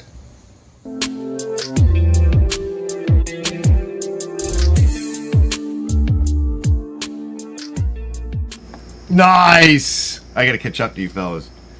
So, like I said, I could tell that something wasn't right with that motor, and And lo and behold, right? So there could be a lot more wrong with it, but we'll move on. We're moving forward to the next motor. We're going to find out what the diamond in the rough, what that thing does, and then the wild card, right? We'll go through that, and so that'll be in subsequent videos, and we'll settle on a nice, cool old motor for this neat little mini bike project, and I think that'll be a lot of fun. I really can't wait to ride it. Let me catch up to you guys. Let's see. Brett says, yes, had it over 30 years. Knee-way seat cutter. Nice. Bleach says, bought another Kodak ZX1. Okay, in a pinch. Yep, can't wait to see that video. Brett says, wish I had access to a refacing machine. Yep. And Bleach says, a friend gave me an 8 horsepower Tecumseh. I will use it on a snapper someday. Or something, right? Robert Mallett says, you need some whisk to get rid of the ring around the collar and the piston. Yes. Oh my God, I remember that commercial. Brett says Ridge Reamer, yeah. And Bleach says I'm trying working on organizing my garage for possibly better flexibility in the garage. Oh, Bleach, I'm so glad to hear that. So yeah, before I get to that, I was actually talking to Zippo about this. I was admiring some of the machine tools that he's picked up, and we were just chatting back and forth a little bit about it. He was making some suggestions because I want a small lathe and like a small turret mill press, and you can get big ones around here. There's a lot of them around here. This used to be a manufacturing center, particularly for mill spec. Back when I first started, right? I worked at Grumman, and that's why I am the way I am, right? But there's still stuff around, even still here on the island.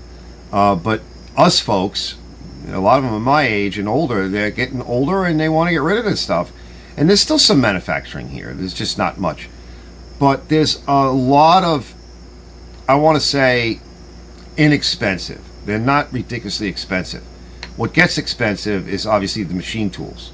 But I'm not planning on doing a lot of operations.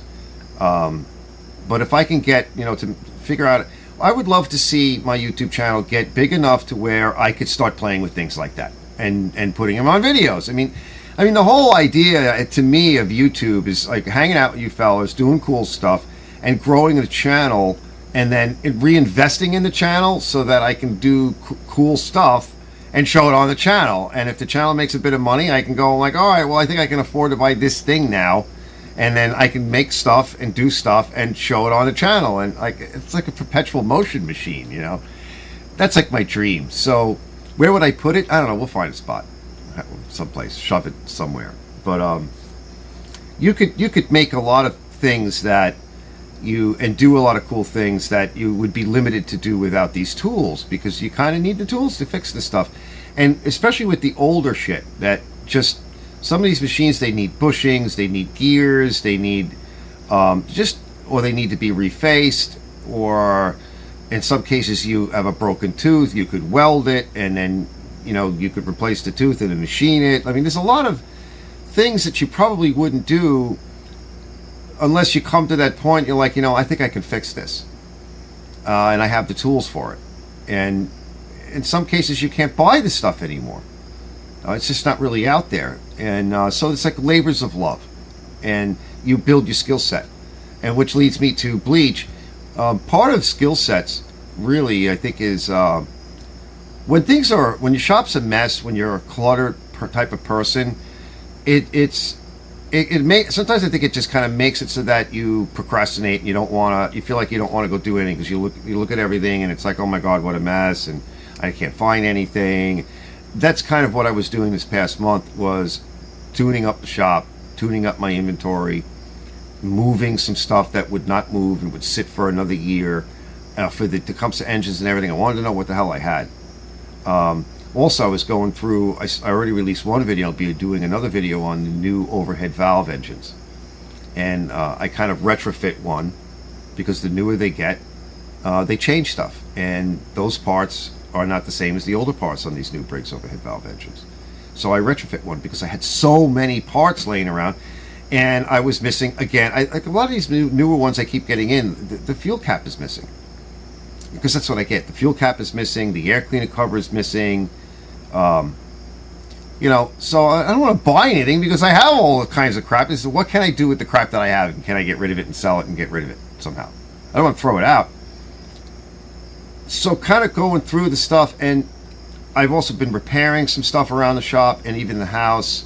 Little repairs. I just did a repair over here. I had a water leak here for like a year and a half. Small one. I had to keep shutting off the main over here. And it was leaking into the floor and into the main wall that holds up the building. And, you know, that's this tile over there. That's just not going to end well.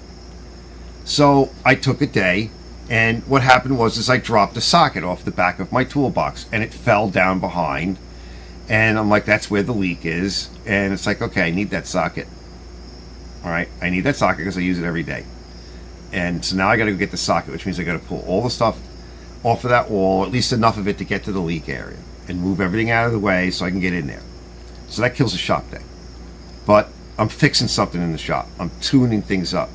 And I think it makes it just so that you clear your mind, and now you have one less excuse. Let me catch up. And Bleach says, I'm working on organizing my garage for possible better flexibility in the garage. Yep. I'm winging it on my mechanics. Yeah, that's fine. So what? That's how you start anyway. When we all started, we were winging it. Brett says, I don't really do as much as far as rebuilds goes since my eyesight has declined. Only have limited usable vision in my left eye. Right eye seems light only. That's all right. When I got out of the hospital with the diabetes and everything, now your condition is going to stay. I didn't know. I mean, usually we lose our eyesight, but I couldn't see. Everything was blurry.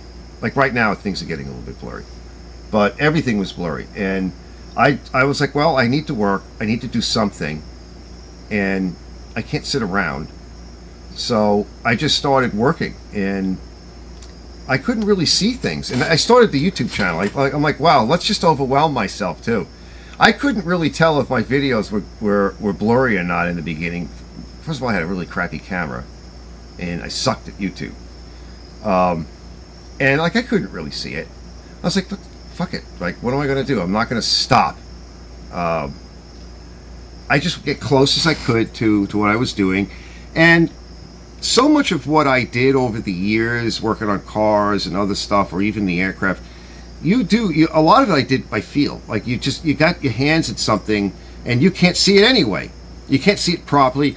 Working underneath the car, you got your head tilted like this because you're trying to look at something, you got one eye on it, in the corner of your eye, you're up there, and now you're feeling it, and you're like, all right, I think I got it. And now you're not even looking at it anymore, right? So, to me, I thought about that stuff. I'm like, well, this can't be an excuse. I'm just going to have to keep going. And I started taking some stuff for my vision, different vitamins. I was looking into like ways of improving my condition. And I went for glasses. And the lady was surprised because she's like, I don't know how this is happening, but you now have 20/20 vision, but you have some issues. So she made me up a new script. This is the original script, which I use a lot. And I have to go back again because I can tell my vision has changed. And this is the newest script. And I have another pair upstairs. So when I get real tired, I can't read small print. That's been like that for a while. But these are just getting too scratched. These are more comfortable to wear during the day, but I can't walk with these. I can't really move. And it will give me a headache if I try to do it. But like right now, my eyes are tired. I can see. If I focus, I can read it. Or I can just do this. And so a lot of the times what I'll do is I will not put my glasses on, and I will force my eyes to focus. Let's catch up. Bleach says there's a snapper Comet with chrome handle. Wow, is the handle still chromed? With the 1994 Briggs buried in the garage, going to dig it out and sell it. Yeah, make some money. And one less thing, which is one of the things that I do, like I was saying earlier. If there's money there and it's in my way and I haven't done anything with it in a while, sell it. Need the money and I need the room and I want to keep things moving. Robert says there are two styles of small engines, overhead valve style and the overhead cam style of small engines. Which is the best one in your mind, Arch? I'll get back to that. Bleach says 12.5 Briggs on Comet. Brett says been legally blind since birth. Had to attend my schooling in a state school for the blind. Yeah, that's so. Then you already know what I'm talking about, and you've had to accommodate yourself your whole life, and you just do, you know. You just find a way. It sucks because it's annoying, but you still find ways. It's like my back issues, and I was just talking to my brother because he just fucked up his back a couple of years ago, and so he's much older than me. For me, it happened, and I was like 40, and I was still raising my daughter, and I still had to work. By the way, I think that's what gave me the diabetes. Taking painkillers, and they had me on all kinds of drugs for years because I was in agony for 2 years, and I'm just going to give you guys a little heads up of my mindset. I was in absolute agony. And I was trying to work, and my ex-wife at the time, she cut me no quarter. And not just to blame her. I mean, I think she felt insulted, and she felt like either I was faking it because pieces weren't hanging off of my body, and I think that was one. I think she also felt like she got ripped off because now her husband is broken, and now doesn't have the person she used to know, and he's struggling, and yada yada yada. So after a couple of years, finally I just prayed. I prayed to God. Like I gave up. I was like, all right, I need help. And I've always had, whatever this entity is, I actually am a spiritual person. Whatever this entity is, the creator, some people call it the creator or whatever, there's something going on because I've had this weird relationship with this entity for a long time. And I have seen shit that does not make any sense. So I have this joke that I asked the good Lord to take the agony away. And I joked that I should have asked him to fix it completely while he was there because within 2 weeks the agony was gone. Within 2 weeks. Nothing that anybody did changed it. It was literally, Lord, I can't take any more. Could you please take the agony away? And the joke is, to me, is I should have asked him to fix the whole damn thing because I was still left with the pain, but the agony was gone. And I was able to then do more. I used to use 2 canes when I had to go anywhere, and 1 cane handy in case I needed to change certain positions. Now, but I would exercise, I would stretch. All right, so an example of it, right, is, I mean, I couldn't walk, right, so I would do stuff like this. And all my life, right, I've tried to do stuff like this. Most people that have back operations and all that, they can't do anything like that. Now, to this day, I still have problems walking. I can walk for maybe a half a mile, and what'll start to happen is I'll cramp up. I might want to sit down or stop for a little while. Like, it could be, I would cut the lawn in sections, and I could only cut the small section. I'd have to stop for a while, and I could then maybe cut the other section, and then that was it. I couldn't do anymore. And then I got up to the point where I could cut 3 sections by stopping, and I could do it in 1 day. And it took me almost all day to do it. Now I can cut the whole thing. That's with a push lawnmower. And I can cut the whole thing. I'll still stop and take some breaks, just to be cautious. And what might happen is I might struggle the next day. A lot of times I'll start to get exhausted the next day. I'll start to cramp up. I'll have more pain and discomfort. But I'll be able to move, and I'll be able to work. And if I keep that up for too long, I have to take an entire day off, at least every week. And like today, and not do anything. And put my feet up and ice my back. I have an ice bag on my back.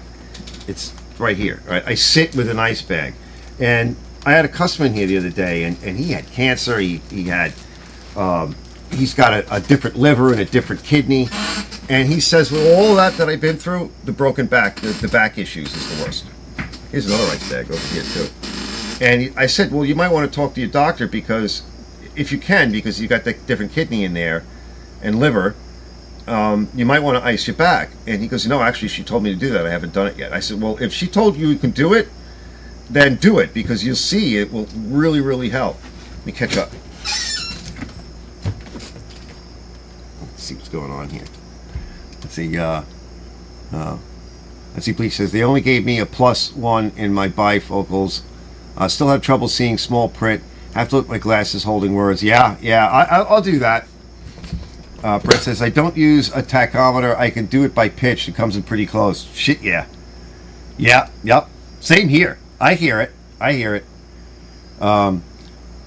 Mello says, I'm the same way, Brett. I have a nystagmus. That's like a...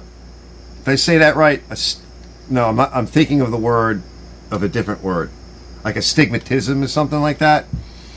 Eric says, Archie, thanks for learning and help finding the answers to these old motors and the laughs.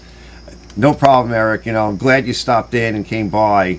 And if you want to hang out a little bit longer, of course, but nice to meet you. I'm always like new people coming around. Bleach says, might go live at midnight to talk about anime and watch S9. Nice. Yeah, Bleach does this lives. Bleach makes me laugh. In some ways, you're like me, Bleach. Like, you get manic, you get weird, right? Your humor is like perverted, like mine. Not perverted sexually, but the word perverted meaning like it goes into a weird direction.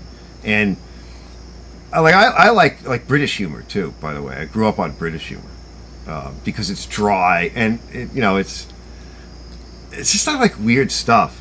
And you say shit sometimes that I get, and I laugh. And I don't know if other people get it. I don't know. But I'm like, I got that. I chuckle and I laugh. Let's see what else he says. Anime, sorry, my keyboard with tablet is funny. Yeah, Brett says, I have perfect pitch, so even though I don't play music, I use it for shop stuff. Yeah, that's the bipolar lifestyle. I don't know if I am bipolar. I don't think I'm bipolar. I've asked them. I've gone to like for therapy and all that, and they just made things worse. Like they couldn't figure me out. I'm like, so you don't know. What I think is wrong with me is I think I'm an Aspie. They wouldn't have known that back in my day. It's actually quite rare, even today. It's gotten worse because of this stuff that they keep and all the other shit that they poison us with. It has gotten worse because of that and other things. It was more rare in my day. But my friends used to tell me that I was an idiot savant. And they would laugh. And my very close friends would say that. And I would laugh. And I'd say, well, what do you mean? And they would say, look, we're around you a lot. Like we stop by, we see what you're up to. And you will be incredibly stupid one minute. Silly and stupid. And not know or whatever. Or very much a novice. And then you'll know something or suddenly develop a skill, and we're around you. So and they said to me, they're like, where did you learn that?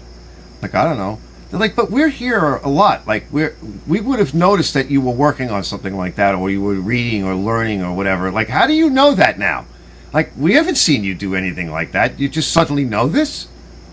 I mean, it was kind of like a download, So finally they just were like, you're some kind of a weird idiot savant. And so they never know whether they were talking to the idiot or the smart person until I would suddenly do something and they were like, all right, you're an idiot right now. I see what's going on, Let's see.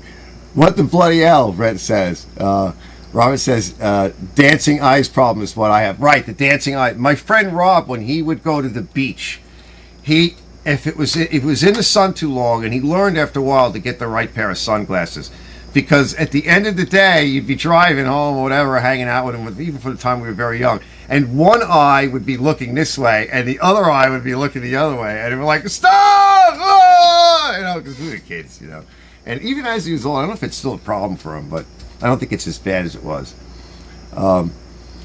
Yeah. So I don't have perfect pitch. I played music, and when I first started playing, my father brought all of the kids to, one by one, over to Mr. Darch, right, the music teacher, and he was a piano teacher. And so they tried to teach me piano. And after a year or so, I was not progressing. I was still doing chopsticks, and he was trying to get me to do stuff, and I would kind of mimic it. Finally, he told my father, like, this guy, he's tone deaf, and he has no rhythm. So I was like, how come I don't get to go to music lessons anymore? I was really young, maybe 5th grade, something like that. So my father started to support me in other things. you know, because I had a lot of interest, so it wasn't a problem. And I had definitely more expensive interest than he could afford, but he tried, and they really did. My parents were very supportive of me because it was weird, and they're like, we got to figure out something to do with this kid. So years later, right, I wanted to play guitar. So my sister and my brother had guitars. My sister would keep hers underneath her bed, and a lot of times she didn't like it when I touched it, and when she wasn't home, I would sneak it. And it was beautiful. It was like a new guitar in the case. It smelled nice. It sounded cool. And we had an organ and a piano in the living room, and I would turn the organ on. It would make all kinds of weird sounds when nobody was home, and I'd crank it up. And then my brother had a Fender acoustic guitar, and I would noodle around with that, and he'd show me some cool stuff, and I'd noodle around with it. And my friend Arthur was into it, and he would show me stuff. He was older, and finally, a friend of the family, David Hausman, he was a rock and roller, and my mom would hang out with the family, and I'd go over there, and she would throw him some money. He would get me high, and he would teach me guitar stuff, and then I'd go home with my mother, stoned out of my mind, and I would learn some stuff, and my mother knew what was going on, right?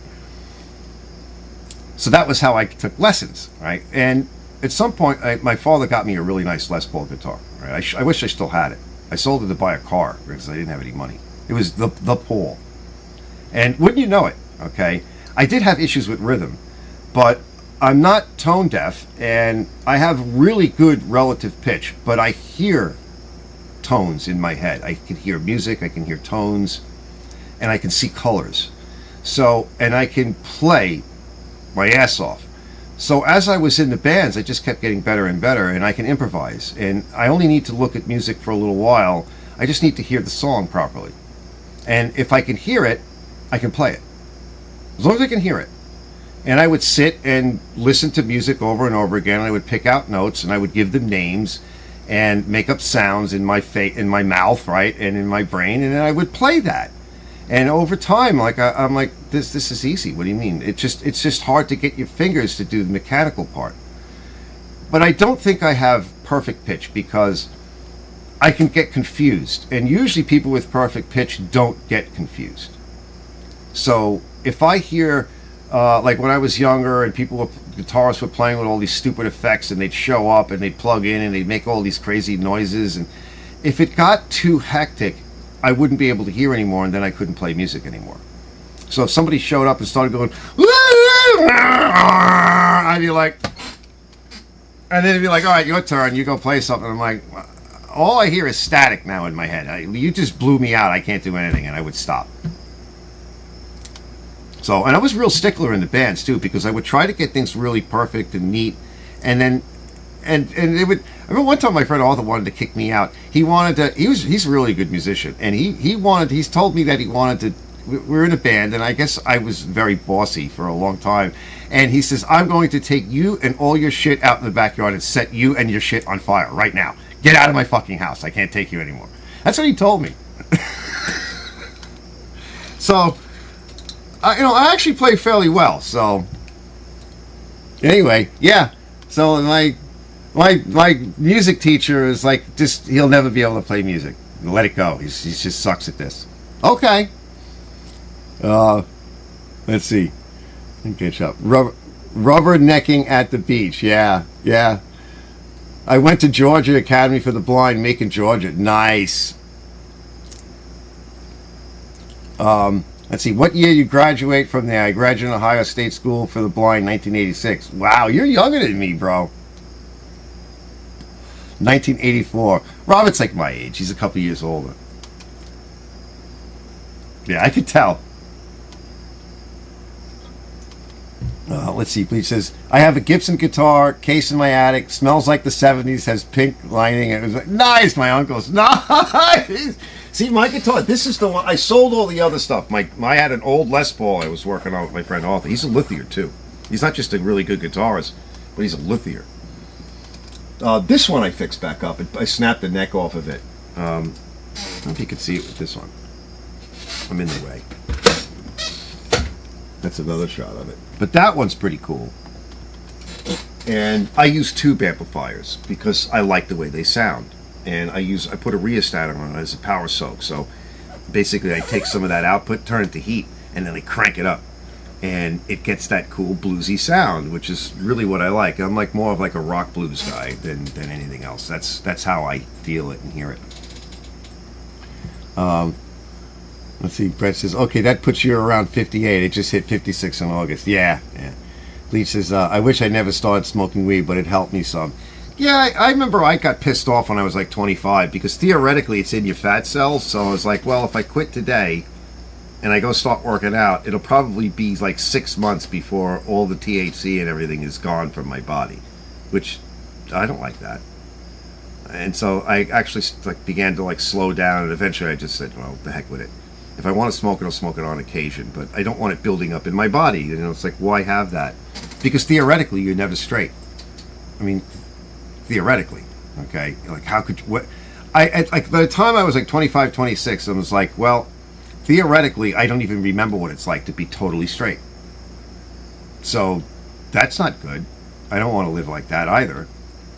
So I just cut everything back and just faded it out until the point where I was like, okay, now I know what straight is like. Robert says, I'm going to be 60 years old in November. I was put back 2 years. I'm old and ugly. Nice! Everybody's ugly when they're old. Well, a couple of guys probably might make it, but I think most of us get ugly. I'm ugly now. Right. Red says, you're not much older than me, John. I'm guessing 50. Yes, I'm 57. Bleach says, my neighbor is 70, still working on lawnmowers. It's not good to stop moving when you get old. That's kind of like exactly where I was going with that. It's like, regardless of whatever's wrong with you, like my back, the diabetes, whatever else the fuck it is, I'm like, I'm not going to stop. You know? I mean, when the good Lord ready to take me, that's it. That's when things stop. Until then, I'm going to try to keep going. You know, when I worked on my cars and everything, I had shows, show-winning cars, and again, I hate talking about it because I sold it. But I remember thinking when I was young, I'm like, I'm not going to be able to do this forever because this is really hard to do. You're laying on your back. You're even when you're a young man or younger man, you can work on it for a number of days and you're in pain. You're stretching out muscles and doing things. You got your neck crooked underneath the car. I feel it just right now, just doing that. I'm like, ooh, it brings back pain memories. You got your blood in it. But here's the thing. I can't do it like when I was a kid. I do want to do another car, and I'd like to get to that point. You can't do it the way you did it when you were younger. So that means that if you want to continue doing some of this stuff, you're going to have to change the way you're doing it. And one of the things for me was that lift table that's over there, right? That lift table that's over there, cleaning up the shop, getting things to trip, all the trip stuff out of the way, because I can't afford to trip. If I trip, I'll hit into something that's sharp or hard. I'll hurt myself. I can jar my back, and then I'm down. So I was like, I have to remove the hazards. I have to make the workflow correct. I got to keep things out of my way from underfoot. I can't keep bending down and getting up again. I need to be able to lift things with tools that will help me lift, so I'm not, because if I'm going to do this every day, I can't be stressing myself out every day doing things that I know is going to hurt myself. Because I was doing it, I'm like, oh, I'm starting to get injured again. Like, I'm starting to feel it. And then you'll go to move. I remember right before I got the lift table, it was like a Sunday or something. I took a day off, Saturday, and then Sunday I was like, oh, let me just go take a look at this tractor, and I had it in here, and I moved the car floor jack underneath it, and I went to go pull on the handle, and I kicked it with my foot, slid it over to where I wanted it, and I felt a little tinge. And then I pulled on the handle, and I went, uh-oh. And I was in bed for like 3 days. And for the rest of that week, okay, I was not right. Good move. Like, all of a sudden, you feel it, and like, uh-oh, uh-oh, and you just lock up. I'm like, I can't do this. Like, you can't make any money doing that, right? You can't live like that. So I was like, that's it. What little bit of money I had from the sale of the Nova and whatever else, I'm like, I'm buying the lift table. I'm going to, get things that I need that at least I can lift stuff with, and that will reduce the stress on my physical body. Let's see. Yeah, well, yeah, Brett says going to keep on keeping on as long as God. Well, exactly. It's all up to him. But it's also up to you. It's not all up to him. Like, the whole arrangement that I have is, it's like, it's my responsibility to do certain things. And it's like you're supposed to know right from wrong, right? The Lord is never going to stop you from doing something wrong, because it's always about free will. It's not going to stop you. But it'll help you make the right decision. If you ignore that, okay, well, all bets are off. And the other guy's got you. And so it's really like, you know, when the day cometh, the day cometh. Unless, of course, you want to be a complete moron and idiot and go out drinking and driving. You see what I'm saying? Like, you know, you can push things and rush it, and then it's out of his hands. How you get it into his hands is it's in your hands, and you make better decisions, and you use your life in a fruitful way. And even with the trials and tribulations, don't blame that guy, right? In fact, don't blame any guy, right? Really, whether it's Satan or whatever, right? It's really, a lot of it is the manifestation of the life that you want to live. What we're here for is obviously it's a test, because if it was super easy, there would be no test. You'd automatically get the grade and it'd be the end of it. So this is some kind of a test. So a lot is in your hands. And you have to get up in the morning, decide you want to enjoy life and with what you have to work with. Lee says, wish the mice in my garage would help me organize it like a Disneyland movie. Yeah, right? No, they're not going to help. You got to get them out, because they're pissing on everything and they're going to ruin stuff, and you're going to wind up with that mouse disease, whatever it's called. You don't want them in there. You got to get them the hell out. You need a cat, Bleach. Yes, yes. Robert says, I'm taking meloxicam for my back and my knees. Yup. Yup. Yeah, I take a hydroxy, what the hell is it? Yeah, hydrocodone, but I take a small dose of it. And I've tried stopping it. Like, a lot of times I don't get it for whatever reason. And it's hard because you go through a light withdrawal and everything. Mostly what'll happen to me is I can't sleep. Because at the end of the day is probably when I need it more than any other time. And then I won't sleep, and then you go through like a withdrawal. And then actually the withdrawal feels a lot like when my diabetes is bothering me. And to compensate, I think I eat inappropriately, which made my blood sugars go up. And so it just becomes a mess. If I didn't work as much, I've come to the point now with it where, and I've even said to the doctor, I said, if I wasn't working as much, like I had planned to be mostly retired by now, like twice, and that did not work out. If I wasn't working as much, I wouldn't need anything other than an ibuprofen, which is really bad for you, but on occasion. By the way, if I take like one a day, I have to stop after a few days, because it'll tear you up. Occasionally just, you know, acetaminophen or an aspirin, and then I would just deal with the rest of it. But because I work the way I do, I don't really have a choice. So to try to pretend to be like a normal person in this grind of a world here with everything so expensive, that's really why I take them, is because otherwise how the hell you can't compete. It says my knees are not as they were. They pop crack when I kneel down to clean the litter box. Yeah, that's not good. You gotta exercise them in a way without the stresses. By the way, a lot of the diseases that we get have to do with the chemicals that we're ingesting, which are all over the place. Like, they've literally got us loaded up with chemicals in every direction. And nutritionally speaking, like when my daughter and I were diagnosed, but she had Crohn's, which I could tell you for sure she got it from one of these. I can guarantee you. I saw what she went through when I took her for the one of the shots. It's the one, I can't think of the name of it right now. It was the one where they put like three in one shot, and it almost killed her. I called 911. That was when I really started to rail against a lot of stuff. I knew about it before, but once you have a child and you see what's going on and the crap, and I started to really look into this stuff. That's one of the reasons. But the both of us, we had almost non-existent levels of vitamin D, and I can't tell you what comes first, you know, the chicken or the egg. Is it that the disease causes the vitamin D level to crash, or is it that the vitamin D level is so low because we know low vitamin D levels are associated with a number of serious illnesses, including the CVID, right? Because that's another reason. And these things lower your vitamin D level.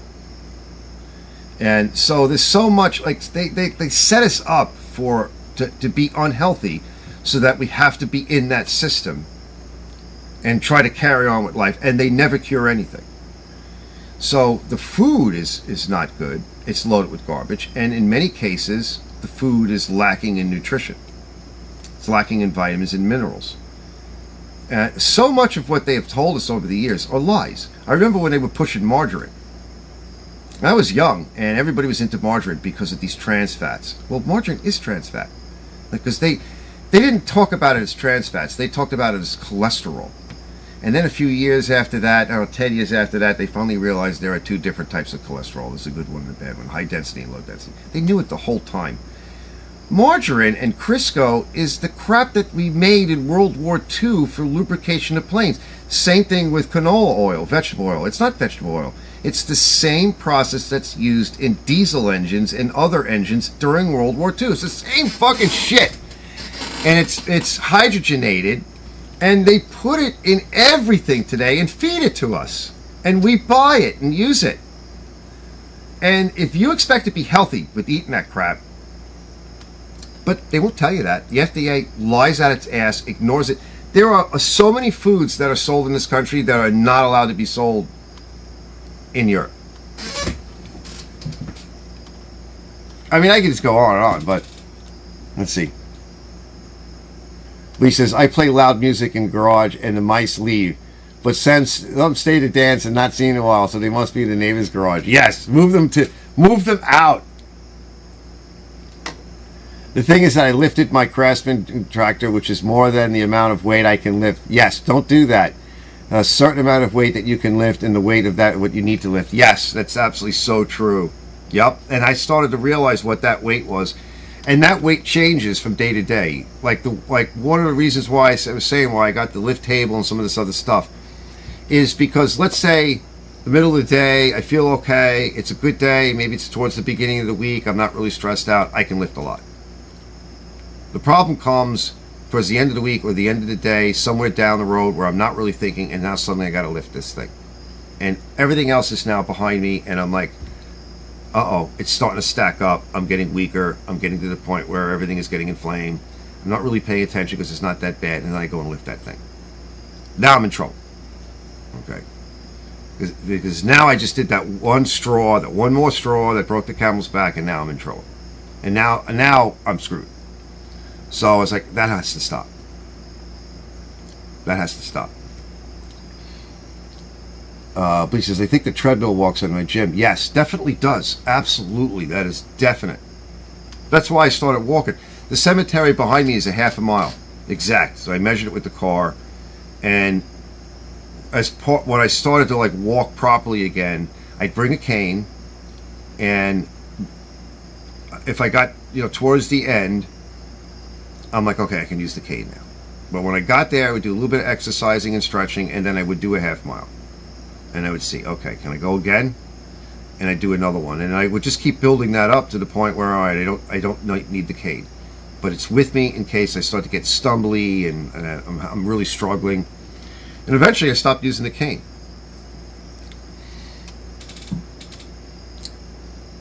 Yeah, Meloxicam will do that too, yeah. And a full-blown pharmacy for my heart, Brett says. Linocypril, Apresoline, Metaprol, and Cardizem, plus Lasix, warfarin, because I have AFib. Yeah, AFib's a problem. How long have you had AFib? By the way, the stuff that lowers the drugs, because I look into all these studies, the drug that they were giving me, they would, because diabetes, right? So they like, well, we can give you the stuff to lower your cholesterol. I'm like, I don't have high cholesterol. And we can give you the blood pressure medication. I'm like, I don't have high blood pressure. It protects the kidneys. It protects you because now you have diabetes. But I looked into that. It'll kill you, okay?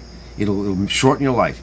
And here's the real thing about those two drugs. The studies that they've done, that over the course, because usually they start giving that to people at a certain age.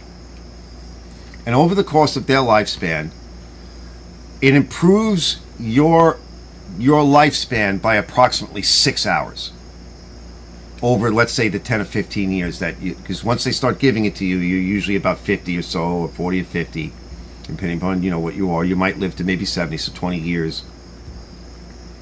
You get an extra 6 hours. Yeah. Meanwhile, it causes so many other problems because they're strong medications. They won't tell you any of this. They won't tell you any of this. You want to lower your blood pressure, there's a lot of other ways to do it. And they'll tell you to reduce salt. Okay? That's a bad idea. And let me explain why. All right? The salt that we eat, most of it, like Norton salt and crap like that they put iodine in it. The problem with that salt is it's like sodium chloride. The salt you want to eat is more like the beach salt. It's got potassium chloride, sodium chloride, it's got minerals in it. There's a reason why nature, the salt that we're supposed to be eating, is all put together like that in these long strings with different things in them. Because it protects the body. If you just eat salt, you'll kill yourself. Just salt. Because your potassium level will drop and your heart will stop. You'll have neurological problems. Your blood pressure will go up. Yes, because you're starting to have neurological and other issues. So the salt that they sell us to eat is toxic because it's stripped away from other processes in industry. It's a byproduct, and they give it to us. The correct salt you're supposed to be eating is from rock salt. It's like sea salt. The problem with sea salt is, well, there's other issues with that, but yeah, there's plastics, microplastics in it. There's all kinds of other things in it now. But there's ways of getting like really pure salt, proper salt, which will not raise your blood pressure. In fact, it will do something else for you, all right? Without the sodium chloride component in the salt, if you reduce that intake of salt, you won't be able to digest your food because your body, in order to make the hydrochloric acid in the bile in your stomach to properly digest the food to get nutrition into your body, you need the salt component of the sodium hydroxide essentially to make the acid in your stomach. If you cut back on that salt, your acid in your stomach will be weak, and two things will happen. One, you'll be sick more often for two reasons. One, there's no way to reduce the amount of viruses and bacteria getting into your gut because your stomach acids are too weak. And two, you won't get proper mineralization because the stomach acids are too weak. You won't get good permeation in your bowel to uptake the nutrition because your stomach acids are too weak. They don't tell you any of this shit. They're not going to tell you any of this shit. So they'll just say reduce your salt. Gee, I wonder why my nutrition levels have dropped in the poor nutrition food that I'm already eating. And why am I getting sick? Oh, we got something for you to take care of that. That whole medical system is, other than the emergency room, the rest of it is crazy. And now they've absolutely gone off the deep end because the FDA is, all these are captured industries now. Every single one of them. They're owned by big pharma and big medicine and who the hell knows else. And they lie on everything. Let's see. Let's see where we go. Yeah. Pipe Led Zeppelin Stairway to Heaven. No quarter, yeah. Let's see. Rob's all gluten free. Yeah.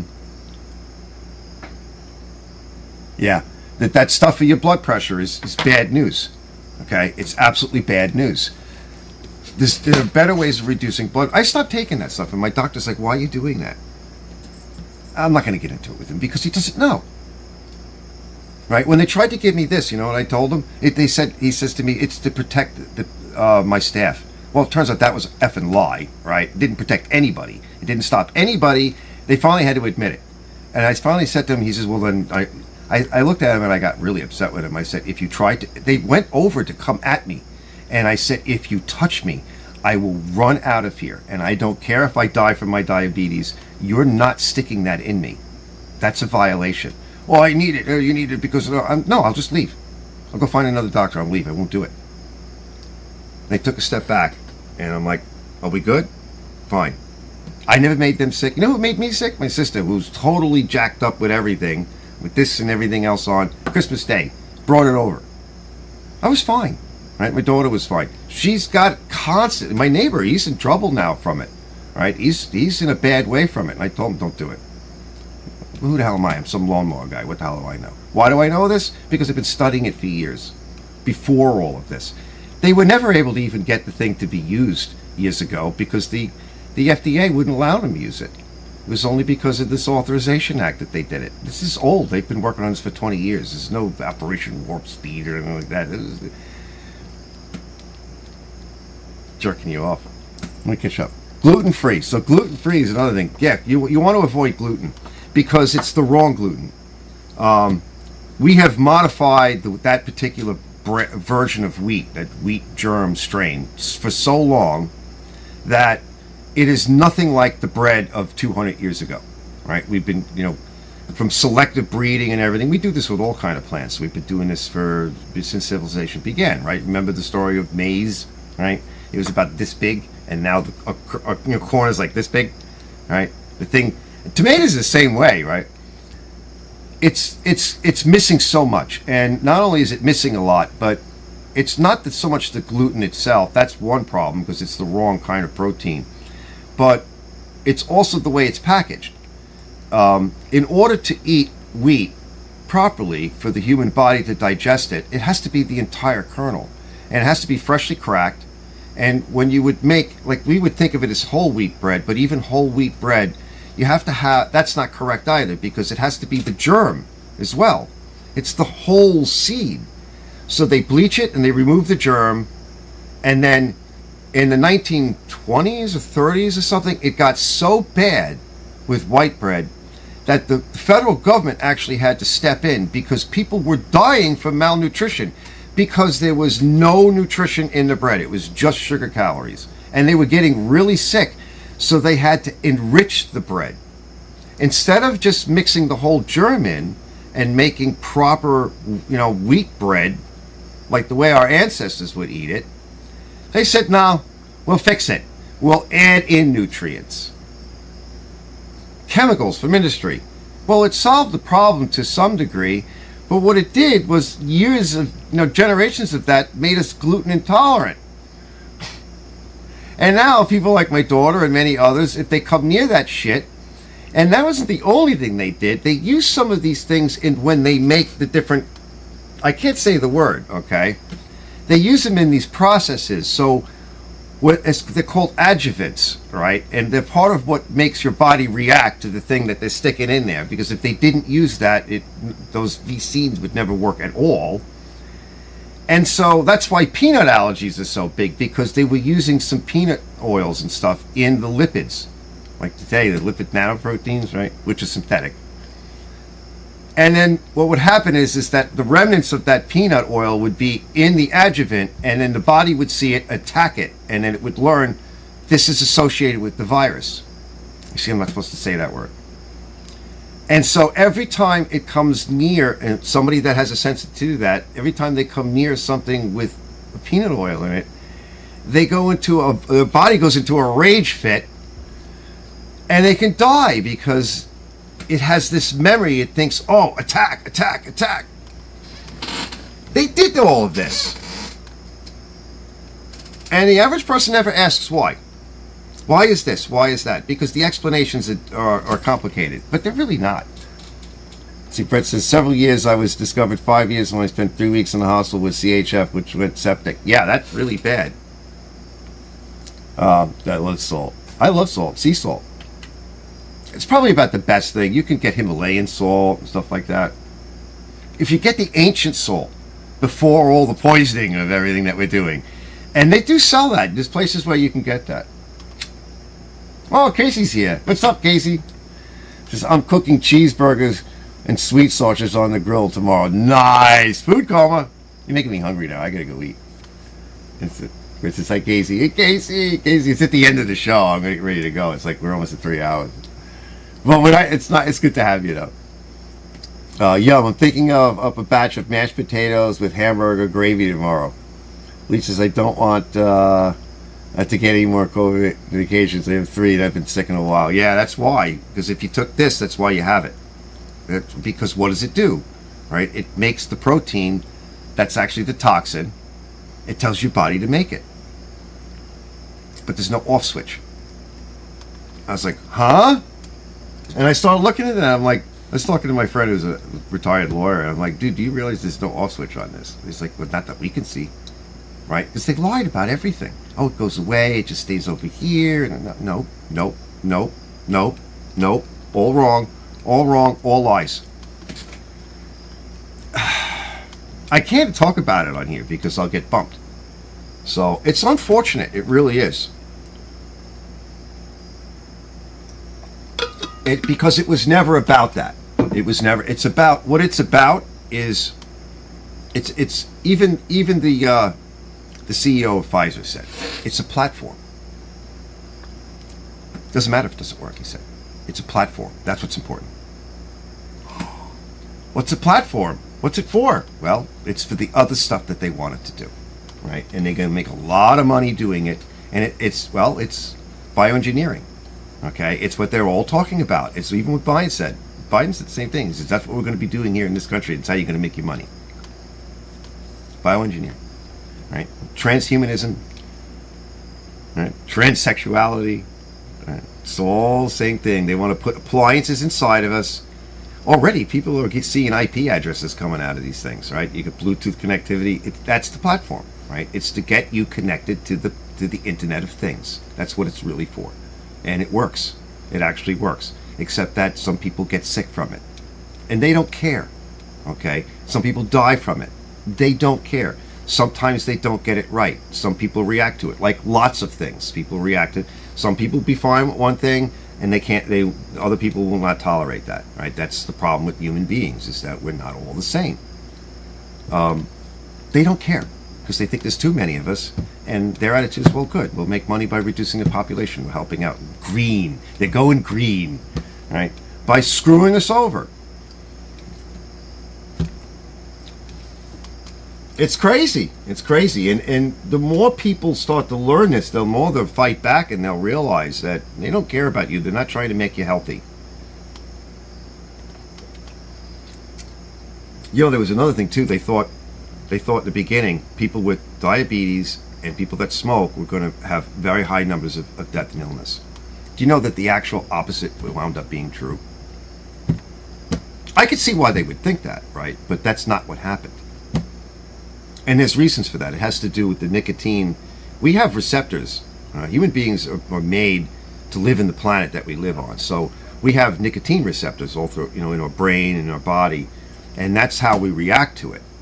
There's a receptor in our body for everything that's naturally present. For one reason or another. It could kill us or it could make us better. Or it could help us. And it turns out that blocked a lot of the issues. Because it got in the way.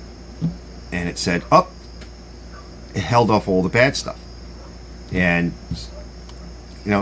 that's why they didn't want you smoking. They didn't want you taking hydroxychloroquine. They didn't want you doing any of that. Because they wanted a clean test bed to see what was going to happen to all of us when they gave it to the whole world. For something that they were testing that was never proven. I just shook my head. I'm like, they're going to do it again. They're not done. Right? And they're already talking about it, right? The new variant and everything. They got masked up, which we know doesn't work. It's just crazy. People will forget. They won't put two and two together. It's like with fluoride, right? They put fluoride in the water. We know where fluoride comes from. It doesn't help your teeth. It kills your brain. It's a toxin. It's used in rat poisoning. It comes from because Alcoa, when Alcoa was here in the early 1900s making their aluminum plants, they had all this fluoride. It's very toxic. And they had high concentrations of it. Like you can't even store it properly. They had to get rid of it. So they bought off the right people, and they said, well, it's winding up in the water anyway, but rather than dump it in the water, which will be really toxic and will kill everything, why don't we just kind of put a little bit in? There's a saying in chemistry, the solution to pollution is dilution. So they just so some guy came up with a bogus study, which it has been challenged, but it might work a little bit if you put it on your teeth and you brush, but it says right on the tube, it says don't use any more than a pea size, and if you swallow it, call poison control. So why is it you have to call poison control if you swallow your toothpaste, but you can drink it in your water? And how would, if it was ever designed to be topically applied and that would help you with your tooth decay, why would you drink it? How would that work, right? Sometimes I wonder, like, because a lot of this I learned, by the way, a lot of the sciences and stuff that I learned was in high school. And I ask younger people, I'm like, do you know this or that or the other thing? Even some people that are my age. I'm like, did you ever learn any? They're like, no, we didn't learn anything like that. I'm like, well, what about it? You went to college, did you learn anything like? No, I didn't take those courses. What happened? Let me catch up, then I'm getting out of here. Let's see. I have a frog ribbiting in the garage, my older videos. Warfarin is used as rat poison. Yup. Yeah. And it's got those chemicals, and by the way, when you mix it with chlorine and then you spray it in a hot shower, it makes fluorine, which is poison. And of course they're in small quantities, but remember, you're doing this every day, and we drink gallons of water every day. And then we have all these other chemicals, which are the POAs and the PFOBs or whatever. These are the forever toxins. I mean, do you think they care? They blew up that train car and set that stuff on fire in a controlled burn, right? That's not controlled. You would never. They already had everything ready to offload those cars. But they did it on purpose, and now you have forever chemicals. These people are living there. They let it burn up into the air, which then traveled downrange and dumped all over everyone else. They don't care, right? They want you dead. That's it. And the only way we stop this is if we get rid of these people that are doing it. And we learn about it. And it's absolutely unacceptable. Yeah, that wasn't far from you, I know. And same with the other fellow, right? That lives in PA. And it's not a matter of far. It depends upon downwind.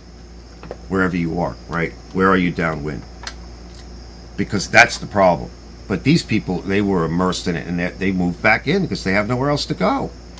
There was another episode like that in the 80s. It happened in another state. I want to say maybe it was over in Ohio or something. But eventually it got so bad that they shut that entire section of that township down and moved everybody off. And those people are all dead. Okay, because they stayed there long enough to get those dioxins into them. And the federal government did come in and get, buy off the land that you can't go. You can go there, but you can't live there. You can't build there. You can't do anything with it.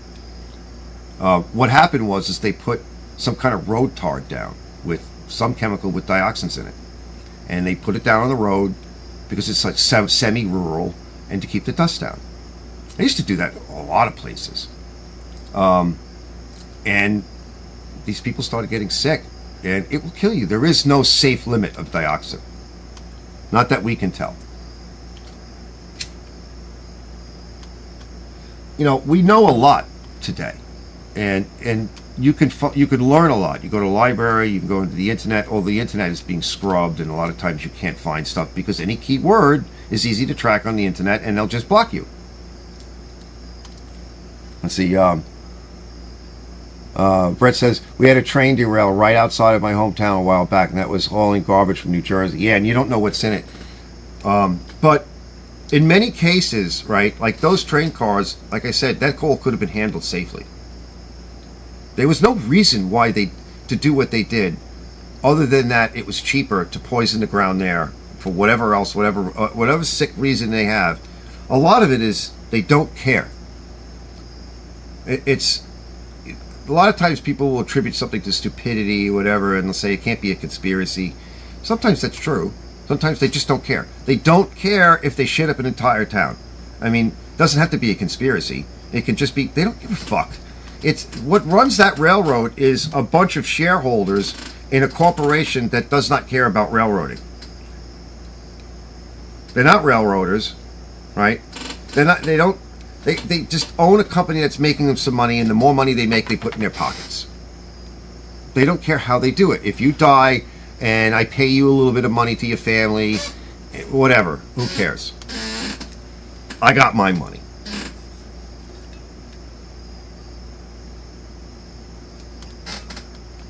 And they're in bed. These companies are in bed with the same people from the World Economic Forum and the United Nations and the Club of Rome. That little bit that I put in the beginning, right? I showed Biden talking about in 2013 that by 2022 we'll be completely energy independent. That we have more natural gas, more oil, more everything than Russia and Saudi Arabia. And he said all of that, and I put that in the beginning. And it's all true. And what happened in 2022, right? Around that time, think about what happened. Well, Mr. T had us basically energy independent. We were selling it to other countries. And what happened? Biden got elected and shut it all down. Why? Because the Club of Rome did the studies in the 1970s, and they came up with the concept that there's too many of us, that we can't support life on this planet. We had to go green. The United Nations picked that up. The World Economic Forum, Klaus Schwab, everybody all got together and said, you people need to fucking die. And by the way, we're taking over the whole world because it's just a handful of us. We're the elite, and we want it the old good old days. We're going to make you serfs, kill off most of you. I mean, they got rid of the Georgia Guidestones. What'd that say? Keep the population of the planet about 500 million? Like, they just want enough short, squat, stupid humans, right, to serve them, right? They can fly around in jet planes. They can have cars, but you can't. Carbon credits, everything else. I mean, you know, it's like if we don't wake up quick, right, this is all disappearing, right? They just destroyed Germany and Austria. They blew up the pipeline. They caused some of the biggest companies. I mean, BASF, a German company that's been there forever. Where are they now? They had to leave there because they couldn't get enough natural gas because we destroyed their pipeline. The people there had to burn wood in the wintertime. I hope they'll be all right this year. BASF went to China. German company now doesn't even operate in Germany anymore. It now operates in China because now China is this. They've decided that all the Western countries ought to be basically closed down, and that the BRICS nations, China, Russia, they're the next ones that are, even parts of Africa, right? They're the next ones that are going to be coming up in the world. And we're done with you white folk people, right? Racists. I think I played a clip from, I played a clip a little while back. It was from one of the videos I did, and I showed the people in the European Union Parliament saying this. Because shame on you, because you're racist, you've raped and pillaged and all this nasty stuff, and now you're going to own nothing, and we're going to shut you down. They call it deindustrialization. They have another name for it, but essentially that's why they want to get rid of your gas stoves. Not because it burns bad and child asthma. It's because we don't want you to have stuff anymore. We don't like you. Not to save the planet. It's not any of that. No, it's because we just need you dead. Fuck you. That's really what they're doing. All right, I gotta get out of here. Let's see. Hold on. Let me see this.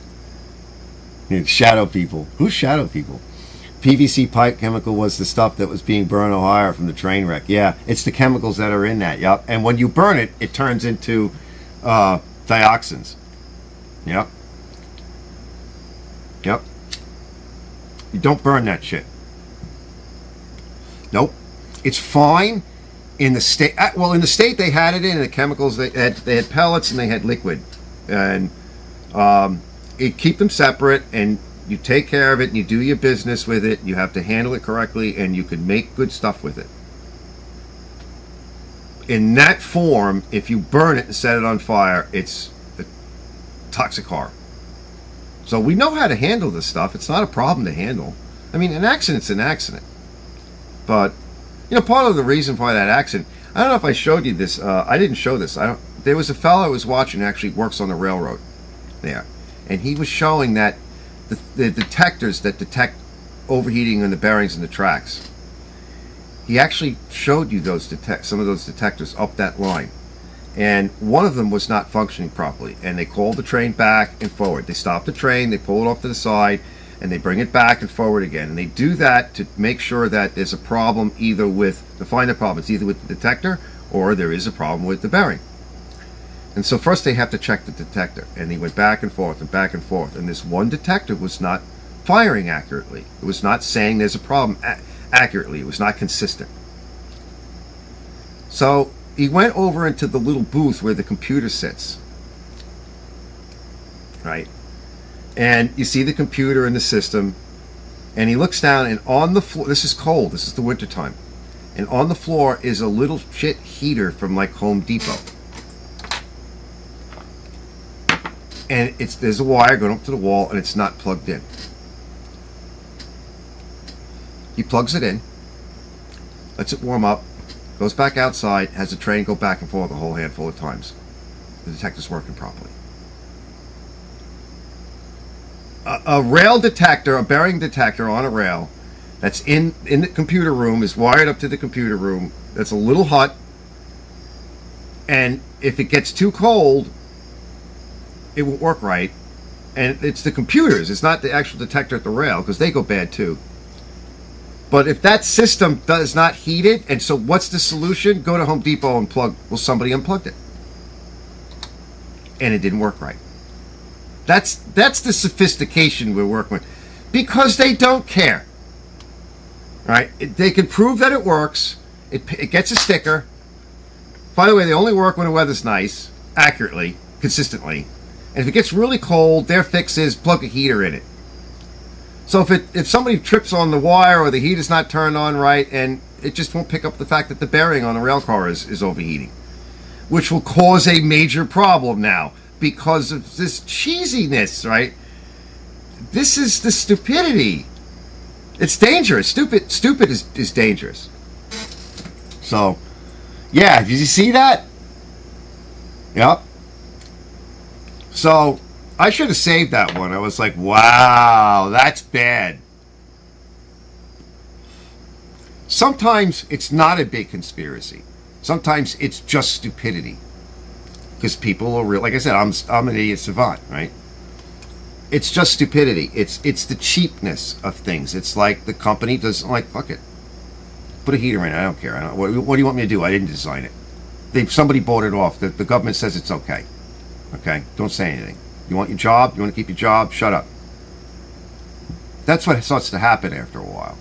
And so our technology is going to be the death of us.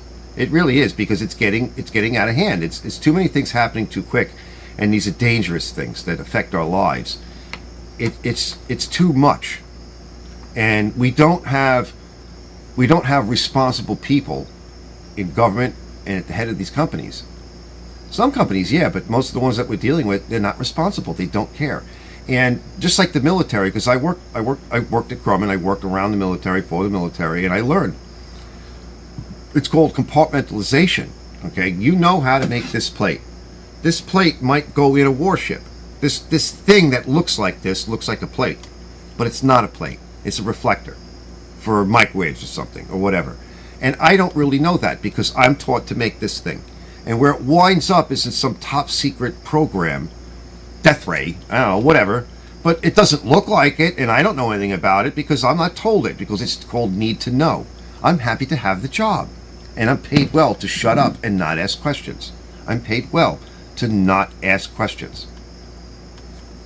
I mean, I went through doors that were regular doors with code locks on them, and wound up inside of rooms that looked like they were out of Star Wars. And your jaw just drops the first time you see it, and then after a while you're like, whatever, because you come to expect it. And they would move some of this stuff in the middle of the night. And within the middle of the night, they would remove a wall on the outside of the building when nobody's looking. You know, they set it up. They move everything out. And they put the wall back. And like a day or so later, everything is back to the way it was, and you can't tell. You never knew that happened. And it's right in the middle of town, on a big main highway, a main street, or in a business district, and you would never know. They're professionals, right? And the people that are moving the stuff, they don't care what it is. They're very good at doing that one thing. And don't ask questions. What am I moving? Don't worry about it. You don't need to know. It's in a black cover. It's in a box. It's marked at this end up, the weight. Oh, you want to do it? Are you good at what you're doing? Yeah, okay, we'll get it done. People don't know, right? You're not going to ask any more questions. Unfortunately, that kind of stuff has been going on for a long time. So, all right, fellas, let me see. Yeah, I'm going to get out of here. It's a little over 3 hours. That's my time limit. I want to say thank you to everybody for stopping in tonight and having a little bit of fun and chatting. And You know, I think we still got like 7 people in here. We hit 91 views, fellas. And so 91 people kind of stopped in, poked in on us. I think some of them, like, they poke in kind of like the way, like, somebody barges in when you try to take a dump in the toilet. And, like, they look in, like, whoa, you know, somebody was in here. And they shut the door and they leave. I'll see you guys later. Thanks for stopping around, man. Get it!